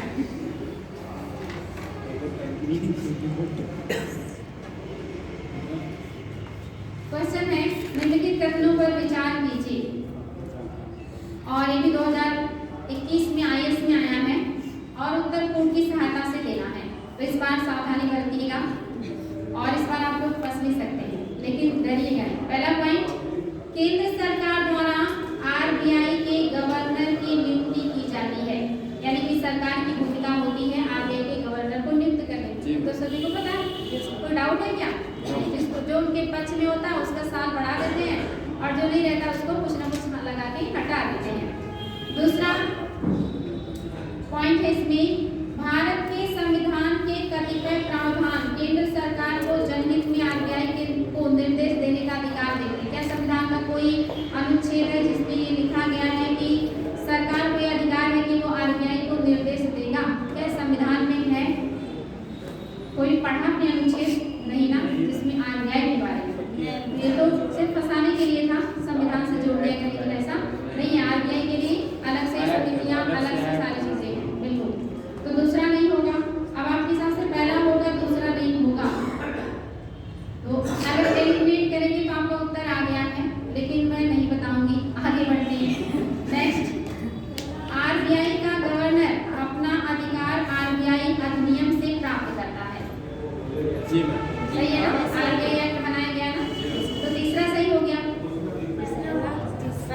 पहला और तीसरा सही है, बिल्कुल सही, एकदम वेरी गुड। नेक्स्ट है आपका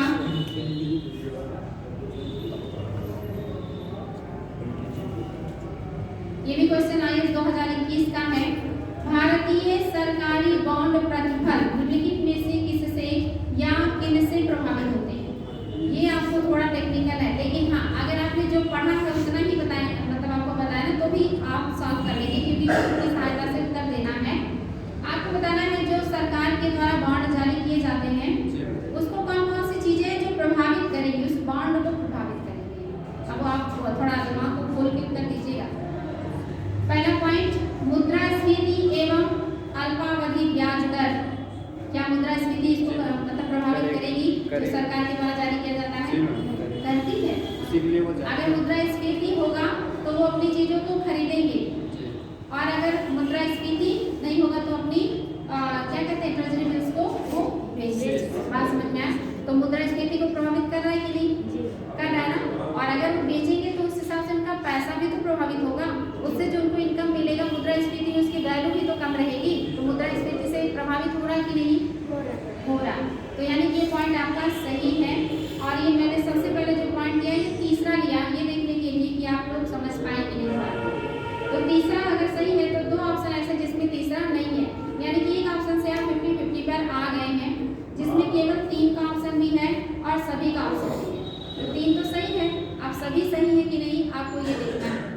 दूसरा, भारतीय रिजर्व बैंक की कार्यवाहियां क्या ट्रेजरी बिल के प्रतिफल को RBI की गतिविधियां भी प्रभावित करेंगी? बिल्कुल करेंगी। RBI की गतिविधियां भी प्रभावित करेंगी। तो इसका मतलब उत्तर आ गया, क्योंकि दूसरा ऑप्शन केवल सभी का है, जिसमें तीसरा यानी कि पहला भी सही है। पहला क्या था? यूनाइटेड स्टेट फेडरल रिजर्व की कार्यवाही, जो अंतरराष्ट्रीय स्तर की कार्यवाही है वो भी प्रभावित करेगी कि नहीं? तो करेंगी, क्योंकि भारतीय अर्थव्यवस्था अंतरराष्ट्रीय अर्थव्यवस्था से जुड़ा हुआ है। तो आसानी से उत्तर आ गया 2021 IAS का क्वेश्चन है। नेक्स्ट देखिए, वही क्वेश्चन 2020 IAS में आया था, जो आपने पूछा था कि यदि आप अपने बैंक के मांग जमा खाते से 1 लाख रुपए की नगद राशि निकालते हैं तो अर्थव्यवस्था में तत्कालीन रूप से मुद्रा की समग्र पूर्ति पर इसका क्या प्रभाव पड़ेगा? IAS 2020 का क्वेश्चन है। तो कह रहा है मुद्रा की समग्र पूर्ति में 1 लाख की कमी आएगी, फिर कह रहा है कि 1 लाख की वृद्धि होगी, फिर कह रहा है कि मुद्रा की समग्र पूर्ति में 1 लाख से अधिक की वृद्धि होगी, और 30 लाख कह रहा है कि मुद्रा की समग्र पूर्ति अपरिवर्तित रहेगी। समग्र पूर्ति को कह रहा है ना, तो समग्र पूर्ति क्या रहेगा? अपरिवर्तित रहेगा। सिर्फ जगह बदला है और इससे कोई फर्क नहीं पड़ेगा। मैं मुझे लेके भाग गया विदेश तो हाँ, तब पड़ेगा, क्योंकि 1 लाख आपके अर्थव्यवस्था से निकल गया। ये दिमाग आपने सही लगाया। विदेश 1 लाख के आप जाएंगे? नहीं मैम, आप जा सकते, मैम जा सकते, नेपाल हो गया। हाँ सही है, और बहुत सारा विदेश है ना, नेपाल है, वहाँ काम चल जाएगा। ठीक, नेक्स्ट आगे ध्यान इधर केंद्रित कीजिए। IAS 2020 का क्वेश्चन है और बहुत ही बढ़िया, और कोर्ट की सहायता से उत्तर देना है, थोड़ा दिमाग लगाना पड़ेगा। पहला ऑप्शन, वाणिज्यिक पत्र, जिसको कॉमर्शियल पेपर कहते हैं, आप लोग पढ़ चुके हैं। अल्पकालिक प्रतिभूति रहित बचत पत्र होता है, सही है कि नहीं? अल्पकालिक रहता है ना प्रतिभूति रहित बचत पत्र, याद है कि भूल गए? जोखिम युक्त होता है लेकिन अल्पकाल के लिए होता है, बट्टे पर होता है, सब पढ़ाई। दूसरा, जमा प्रमाण पत्र भारतीय रिजर्व बैंक द्वारा किसी निगम को निर्गत किए जाने वाला दीर्घकालिक प्रपत्र है। अगर कंफ्यूज हैं तो तीसरा वर्ड सुनिए, शीघ्रावधि द्रव्य, जिसे कॉल मनी कहते हैं, उसके लिए शब्द सुनिए, शीघ्रावधि द्रव्य। अगर कॉल मनी ना हो ब्रैकेट में तो आप लोग क्या होंगे? कंफ्यूज हो जाएंगे। शीघ्रावधि द्रव्य, कॉल मनी। आगे कह रहा है उसी में, अंतर बैंक लेन देन के लिए प्रयुक्त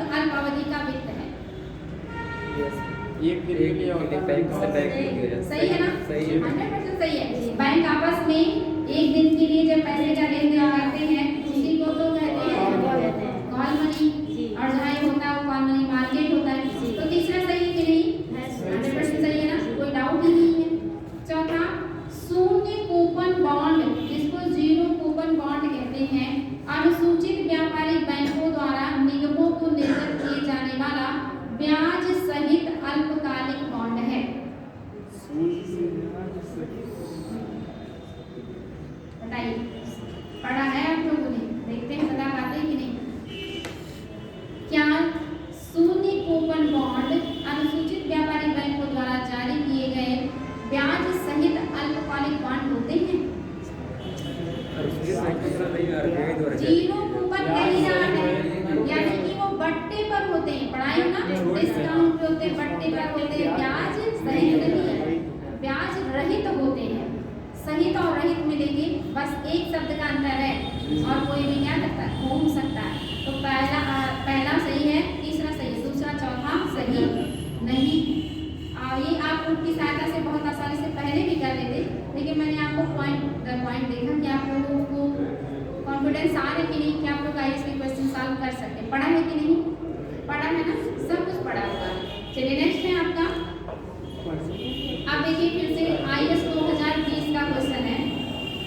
आरबीआई प्रसारवादी मौद्रिक नीति का अनुसरण करने का निर्णय लेता है। अगर आरबीआई निर्णय लेता है कि वो प्रसारवादी नीति अपनाएगा, मौद्रिक नीति कैसा अपनाएगा? प्रसारवादी। पढ़ा है आप लोगों ने, प्रसारवादी, संकुचन, सस्ती, महंगी, गीली, सब कुछ कठोर। तो आपको बताना है कि अगर आरबीआई चाहता है कि उसकी जो मौद्रिक नीति है वो प्रसारवादी हो, तो वो कौन सा काम है जो नहीं करेगा? करेगा नहीं करेगा। ऐसे क्वेश्चन में फंसते हैं बच्चे, और वो भी आईएएस 2020 में, और उत्तर पूर्ण की सहायता से देना है। पहला, वैधानिक तरलता अनुपात को घटाकर उसे अनुकूलित करेगा। क्या वो एसएलआर को घटाएगा प्रसारवादी नीति में? जी एकदम सही है, जी घटाएगा। प्रसारवादी नीति में कंफ्यूज हो रहे हैं। तो पहला सही है ना, ये करेगा। उसने पूछा क्या नहीं करेगा, तो ये तो नहीं होगा, ये तो नहीं होगा ना। वही तो मैं कह रहा हूं, ये नहीं होगा। हाँ, ये नहीं होगा।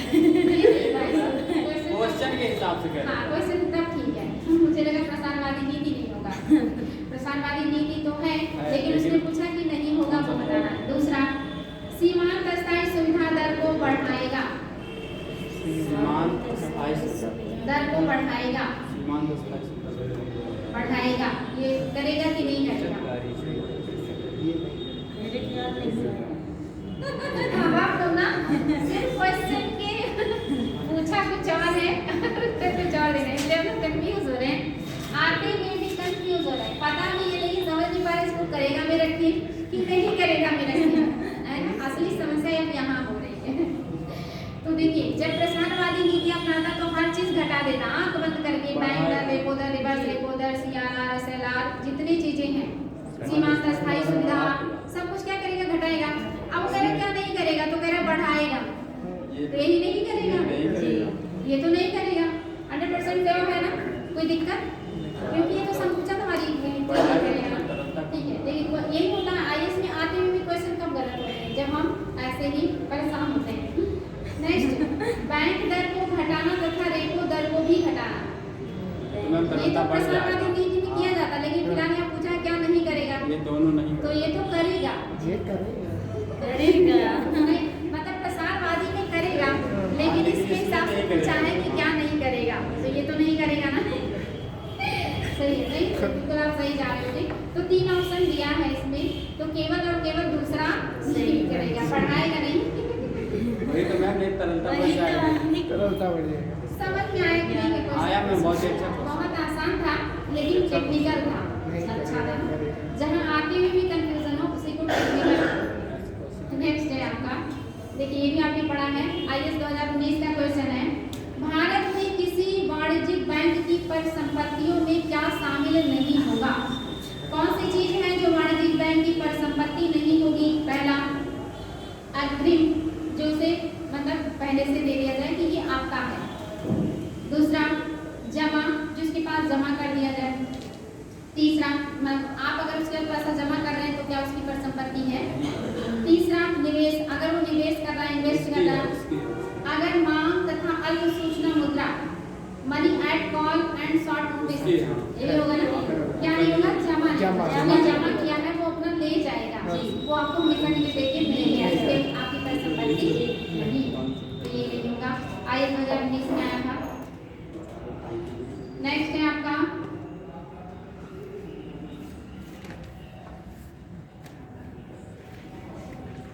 भारत में सार्वजनिक क्षेत्र के बैंकों के संचालन के संबंध में कौन सा कथन है जो सही है? सार्वजनिक बैंक आप लोग पढ़ चुके हैं, थोड़ा दिमाग लगा के उत्तर दीजिएगा, क्योंकि उत्तर बुक की सहायता से देना और IAS 2018 में आया हुआ क्वेश्चन है। कह रहा है पिछले दशक में, मतलब पिछले 10 सालों में भारत सरकार द्वारा सार्वजनिक क्षेत्र के बैंकों में पूंजी का अंतर्वेश लगातार वृद्धि हुआ। क्या पिछले 10 सालों में सार्वजनिक जो बैंक हैं सबके पूंजी में बढ़ोतरी हुई है? सबके नहीं समस्या भी हुआ है ना?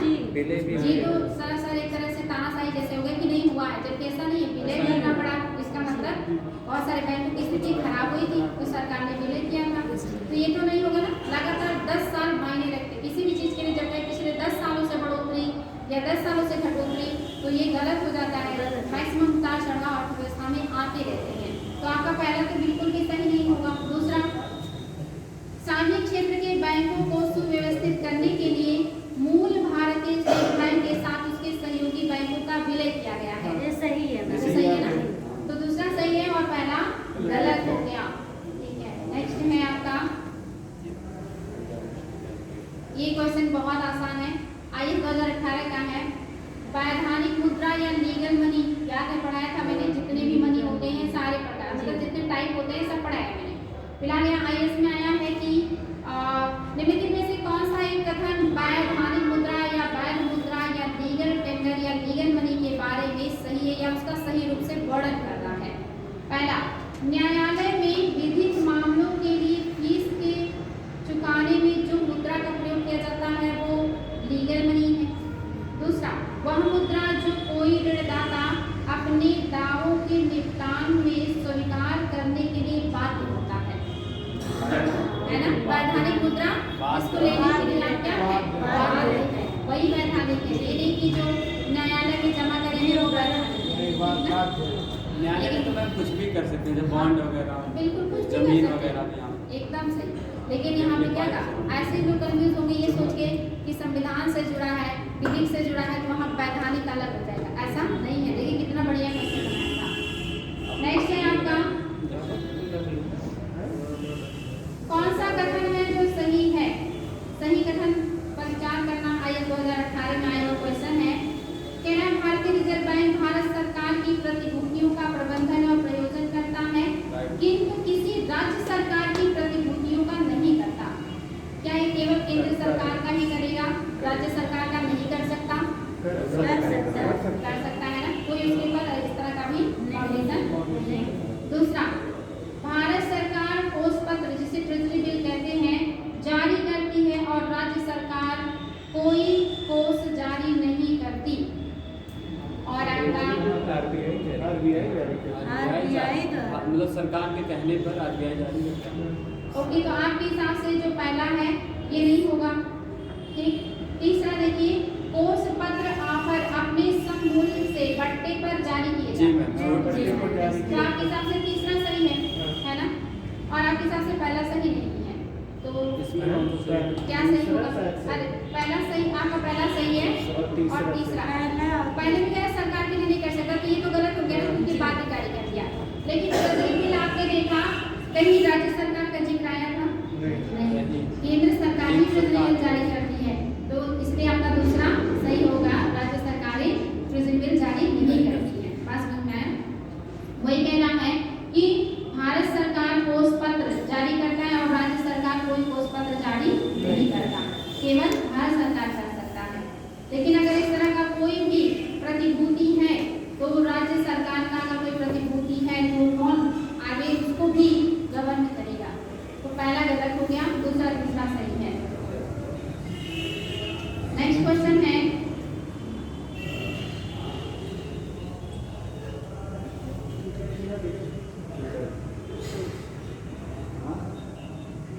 कभी कभी समाचारों में आने वाले पद व्यापारी छूट दर, जिसे मर्चेंट डिस्काउंट रेट कहते हैं, निम्नलिखित में से कौन सा इसको स्पष्ट करता है?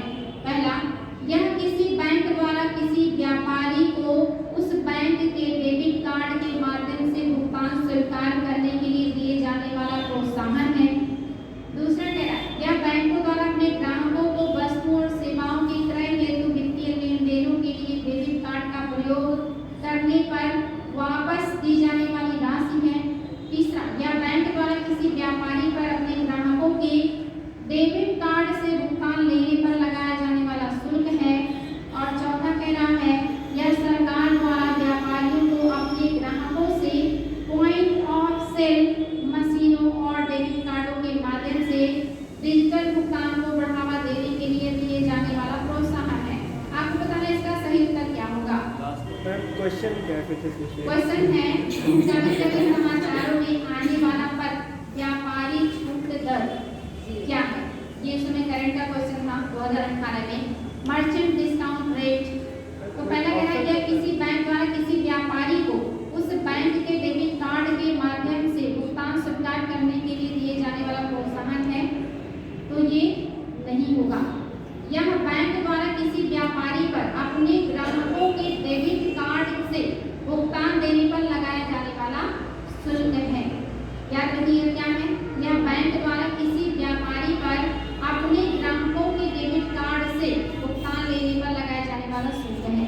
अगर कोई व्यापारी है और वो अपने ग्राहकों से भुगतान लेता है डेबिट कार्ड से, तो उस पर जो लगता है शुल्क वो है जिससे बैंक छूट अगर देती है तो उससे व्यापारियों को फायदा होता है। बात समझ में आया?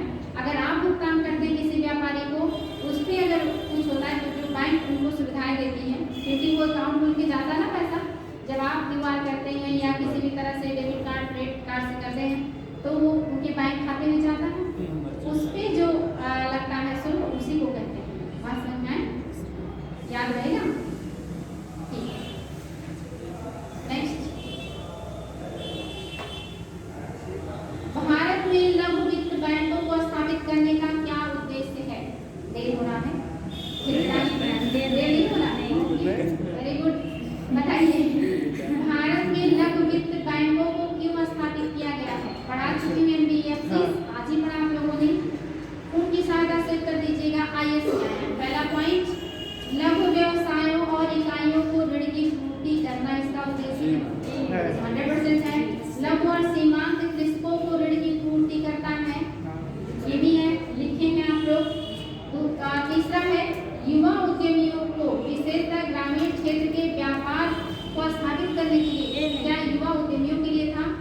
नहीं, ये छोटे मोटे किसान और छोटे मोटे जो आपके छोटे छोटे उद्योग होते हैं, छोटे उद्योग होते हैं, लघु उद्योग होते हैं, उनके लिए है। युवा उद्यमियों के लिए ऐसी कोई बात नहीं है। तो पहला दूसरा सही है और तीसरा सही नहीं है। अगर आपको पता तीसरा सही है, गलत है, तो 3 ऑप्शन ऐसे जिसमें तीसरा, तो क्या करेंगे आप? एलिमिनेट करेंगे तो आपका उत्तर तुरंत आ जाएगा। नेक्स्ट है आपका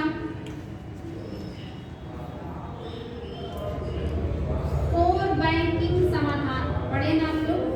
कोर बैंकिंग पढ़ा ना आप लोगों ने? समाधान पद कभी कभी समाचारों में देखा जाता है। निम्नलिखित तत्वों में से कौन सा पद है जो इसका वर्णन सही तरीके से कर रहा है? कोर बैंकिंग IAS 2016 में आया था। उत्तर पूर्व की सहायता से देना है। पहला, यह बैंक की शाखाओं का वह तंत्र है जो उपभोक्ताओं को अपने खाते का संचालन बैंक के किसी भी शाखा से कर सकने की सुविधा देता है, चाहे उन्होंने अपना खाता कहीं भी खोल रखा हो। सही ना? सही है। इसमें केवल और केवल आपका पहला ही सही है। दूसरा इसमें दिया है, यह व्यावसायिक बैंकों पर कंप्यूटरीकरण के माध्यम से RBI का नियंत्रण बढ़ाता है। ऐसा कुछ नहीं है, कोर बैंकिंग में केवल सब कनेक्ट होते हैं। एक बात हुई थी और ये सही है। नेक्स्ट कहना है, RBI द्वारा घोषित कोषों की सीमांत लागत पर आधारित उधारी। आप लोगों को MCLR पढ़ाया मैंने, marginal cost of fund based landing rate. ये आई थिंक मैंने नहीं पढ़ाया। आप लोगों को लैंडिंग रेट पढ़ाया है, बेस रेट पढ़ाया ना, ये मैंने नहीं पढ़ाया है। इसको आज मैंने स्किप कर दिया था। ठीक है, देखिए ये भी आया जो टॉपिक आज मैंने कहा ना, जो 3 टॉपिक मैंने स्किप किया, ये इसमें क्वेश्चन आया। तो आप ये भी बता पाएंगे, मैं कल नोट करा दूंगी। ठीक, नेक्स्ट है आपका समाचारों में प्रायः आने वाला बेसल थर्ड समझौता। क्या है बेसल थर्ड? क्या है? आपको कोई एक पॉइंट बताना है जो सही है बेसल थर्ड के बारे में। IAS में आया क्वेश्चन है पहला, जैव विविधता के संरक्षण और धारणीय विकास के लिए प्रयोग में लाई जाने वाली विकसित नीतियां हैं। ऐसा तो जैव विविधता। दूसरा, बैंकिंग क्षेत्रों के वित्तीय और आर्थिक दबाव का सामना करने के सामर्थ्य को उन्नत करने तथा जोखिम प्रबंधन को उन्नत करने का प्रयास करता है। सही है ना? एक ही पॉइंट बताना था तो आपका यही सही है। नेक्स्ट बताइएगा, भारतीय अर्थव्यवस्था के संदर्भ में कौन सा कथन है जो सही है? इनमें से कौन कौन सी बातें हैं जो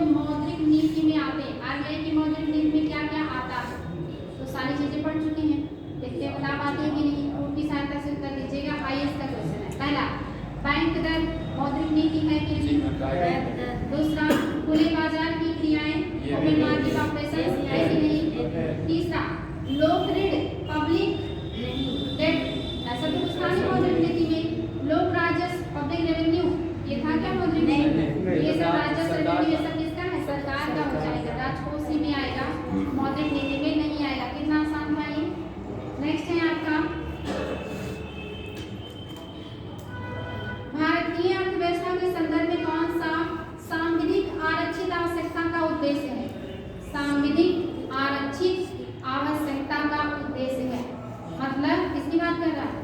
SLR, सांविधिक आवश्यकता, उसे को वैधानिक आवश्यकता क्या है? बताइए उसके बारे में क्या सही है? IAS में आया है, कह रहा है ये दिशा निर्देशक उधारों की ब्याज दरें निर्धारित करने हेतु बैंकों द्वारा अपनाई गई विधि में पारदर्शिता बढ़ाने में मदद करता है। दूसरा, ये दिशा निर्देश बैंक शाखा की उपलब्ध ऐसी ब्याज दरों पर सुनिश्चित करने में मदद करता है जो ऋण लेने वाले एक बैंक दोनों के लिए न्याय संगत हो। अरे सॉरी, मैं दूसरा पढ़ रही हूँ। मैंने आप लोगों से पूछा है SLR के बारे में और मैं दूसरा पॉइंट पढ़ रही हूँ, इसको सुनिएगा। केंद्रीय बैंक को बैंकों द्वारा निर्मित की जा सकने वाली अग्रिम राशियों पर नियंत्रण रखने की सक्षमता प्रदान करता है। क्या RBI इसके द्वारा बैंकों के ऊपर कंट्रोल कर सकता है? करता है ना? बढ़ा देगा, घटा देगा, ठीक है, पहला पॉइंट सही। दूसरा, बैंकों में जनता की जमा राशियों को सुरक्षित व तरल रखना, क्या ये उद्देश्य होता है? जी मैम ताकि पूरा का पूरा नेक्स्ट, व्यावसायिक बैंकों को अत्यधिक लाभ कमाने से रोकना, क्या किया जाता है कि लाभ ना कमाए? लाभ कमाने से रोकना नहीं है, बल्कि सिर्फ अर्थव्यवस्था में मुद्रा के प्रवाह को नियंत्रित करना। तो ये तो एकदम गलत हो गया। चौथा, बैंकों को दिन प्रतिदिन की आवश्यकताओं को पूरा करने के लिए पर्याप्त कोष नकदी रखने को बाध्य करना, ये भी नहीं है। तो आपका क्या हो गया? पहला दूसरा सही है। वेरी गुड, पहला दूसरा सही, तीसरा चौथा सही नहीं है। सीमांत अस्थायी सुविधा दर, सीमांत अस्थायी सुविधा दर पद कभी कभी समाचार में आते रहते हैं, उनका प्रयोग किसके संबंध में किया जाता है? संचार नेटवर्किंग में, युद्ध कौशल में, कृषि उत्पादों की पूर्ति और मांग में, बैंक कार्य में। बैंक कार्य में होता ना, IAS में ऐसे क्वेश्चन भी आए हैं। नेक्स्ट है, आपको बताना है कौन से मामले में भारतीय रिजर्व बैंक वाणिज्यिक बैंकों को नियंत्रित करता, कौन कौन से काम में RBI कंट्रोल करता बैंकों को? पहला, बैंक कार्य में, या बैंकों के कार्य को कंट्रोल करता है। दूसरा, परिसंपत्तियों की तरलता में कंट्रोल करता है कि नहीं? शाखा विस्तार में कंट्रोल करता है कि नहीं? बैंकों का विलय में और बैंकों के समापन में सब कुछ कर सकता है। तो क्या हो जाएगा? सही। बैंक दर में वृद्धि सामान्यतः इस बात का संकेत है, कौन से बात का संकेत है? अगर बैंक दर बढ़ा दे RBI, पहला ब्याज की बाजार दर के गिरने की संभावना है। क्या ब्याज दर गिरेगा अगर RBI बढ़ेगा? केंद्रीय बैंक अब वाणिज्यिक बैंकों को कर्ज नहीं दे रहा, क्या केंद्रीय बैंक ने कहा कि मैं कर्ज नहीं दूंगा? बढ़ा के दे रहा है ना। तीसरा कह रहा है केंद्रीय बैंक सस्ती मुद्रा नीति का अनुसरण कर रहा है। केंद्रीय बैंक महंगी मुद्रा नीति का अनुसरण करता है। सही है ना? गुड। नेक्स्ट, अब ये क्वेश्चन बहुत ही टेक्निकल है और आपने पढ़ा, और थोड़ा दिमाग लगाइएगा, जल्दबाजी नहीं करना दीजिएगा। इनमें से कौन कौन सी परिसंपत्तियां हैं जो तरलता क्रम में घटती हैं? सबसे ज्यादा तरल, उससे कम तरल, उससे कम तरल और उससे कम तरल। पहला, एक तो है बैंकों के पास मांग जमा, दूसरा है बैंकों के पास सावधिक जमा, तीसरा है बैंकों के पास बचत जमा और चौथा है करेंसी। तो सबसे पहले कौन है? करेंसी। Very good. तो सबसे पहले आ जाएगा 4, उसके बाद 4 के दो ही ऑप्शन है जिसमें पहले 4 है, यानी कि 50-50 पे आ गया। तो चौथे के बाद पहला आएगा या तीसरा? पहले में है बैंकों के पास मांग जमा और तीसरे में है बैंकों के पास बचत जमा। बचत जमा, मांग जमा जो डेली आ रही जा रही मतलब आप जो जमा करना निकाल उसके बाद में बचत और लास्ट में बताइए क्या आएगा। मांग जमा है, बचत जमा है, तो सबसे पहले आपका आएगा बचत जमा मांग जमा। एक मिनट पहले बचत रहेगा तब मांग रहेगा ना। चलिए सबसे पहले क्या आएगा आपका बचत रहेगा। मांग जमा आएंगी, फिर आपका बचत आएगा और लास्ट में सावधि जमा। ठीक, सबसे पहले क्या आएगा करेंसी, फिर वो सबसे उसके बाद फिर क्या आ जाएगा आपका मांग और फिर बचत और लास्ट में जो फिक्स्ड। आसान था ना, ये भी आईएएस में आया क्वेश्चन है। खुले बाजार का प्रचालन क्या निर्दिष्ट करता है। खुले बाजार की क्रियाएं पढ़ चुके हैं आप लोग, ओपन मार्केट ऑपरेशंस पढ़ चुके हैं। बताइए इसके बारे में क्या सही है। कह रहा है अनुसूचित बैंक द्वारा आरबीआई से ऋण लेना, क्या इसके तहत वाणिज्यिक बैंक आरबीआई से ऋण लेते हैं। दूसरा कह रहा है वाणिज्यिक बैंकों द्वारा उद्योग और व्यापार क्षेत्र से ऋण लेना। तीसरा आरबीआई द्वारा सरकारी प्रतिभूतियों का क्रय और विक्रय। और चौथा उपरोक्त में से कोई नहीं। सरकारी प्रतिभूतियों का क्रय विक्रय ही तो होता है ओपन मार्केट में, बिल्कुल सही है। नेक्स्ट, भारत में बैंकों द्वारा प्राथमिक क्षेत्र ऋण दान से तात्पर्य किसको ऋण देने से। किसको ऋण देंगे तो प्राथमिक क्षेत्र का ऋण दान होगा। कृषि को होगा कि नहीं होगा, लघु और छोटे उद्योगों को होगा कि नहीं होगा, और दुर्बल वर्ग को, और उपरोक्त सभी प्राथमिक सभी है। इसमें से फिर कृषि के लिए अलग से 18% याद है। नेक्स्ट है ग्रामीण परिवारों को कौन सी सीधी ऋण सुविधा प्रदान करता है। कौन सा ऐसा संस्था है जो सीधे ग्रामीण परिवारों के लोगों को ऋण देगा। पहला है क्षेत्रीय ग्रामीण बैंक, देगा कि नहीं देगा। दूसरा है कृषि और ग्रामीण विकास के लिए राष्ट्रीय बैंक, क्या ये देगा कि नहीं देगा। ये बैंकों को देता है, उसके बाद कृषि और ग्रामीण विकास के लिए राष्ट्रीय बैंक, ये नहीं होगा ना, बता चुके नाबार्ड बैंक करेगा इसके लिए। अच्छा हाँ। और भूमि विकास बैंक ये करेगा कि नहीं। भूमि विकास नाम करेगा, नाम से पता चला ना, भूमि के विकास के लिए ये करेगा, बिल्कुल सही है। तो ये थे लगभग आपके क्वेश्चंस जो इस टॉपिक से आए थे। एक दो क्वेश्चन को छोड़ के जो मैंने टॉपिक छोड़ा सारे आप लोगों ने बहुत ही अच्छे से सॉल्व कर लिया। आप लोगों का परफॉर्मेंस काबिले तारीफ था, वेरी गुड। आप लोग ऐसे मेहनत कीजिए, आपने इतना टफ टॉपिक अच्छे से समझा और आप लोगों ने बहुत शानदार तरीके से उत्तर भी दिया। अगर आप लोग ऐसे मेहनत करेंगे तो आगे भी सारे टॉपिक बहुत आसानी से करेंगे। तो फिर नेक्स्ट डे मिले। इसका शब्द कुछ हार्ड नहीं है।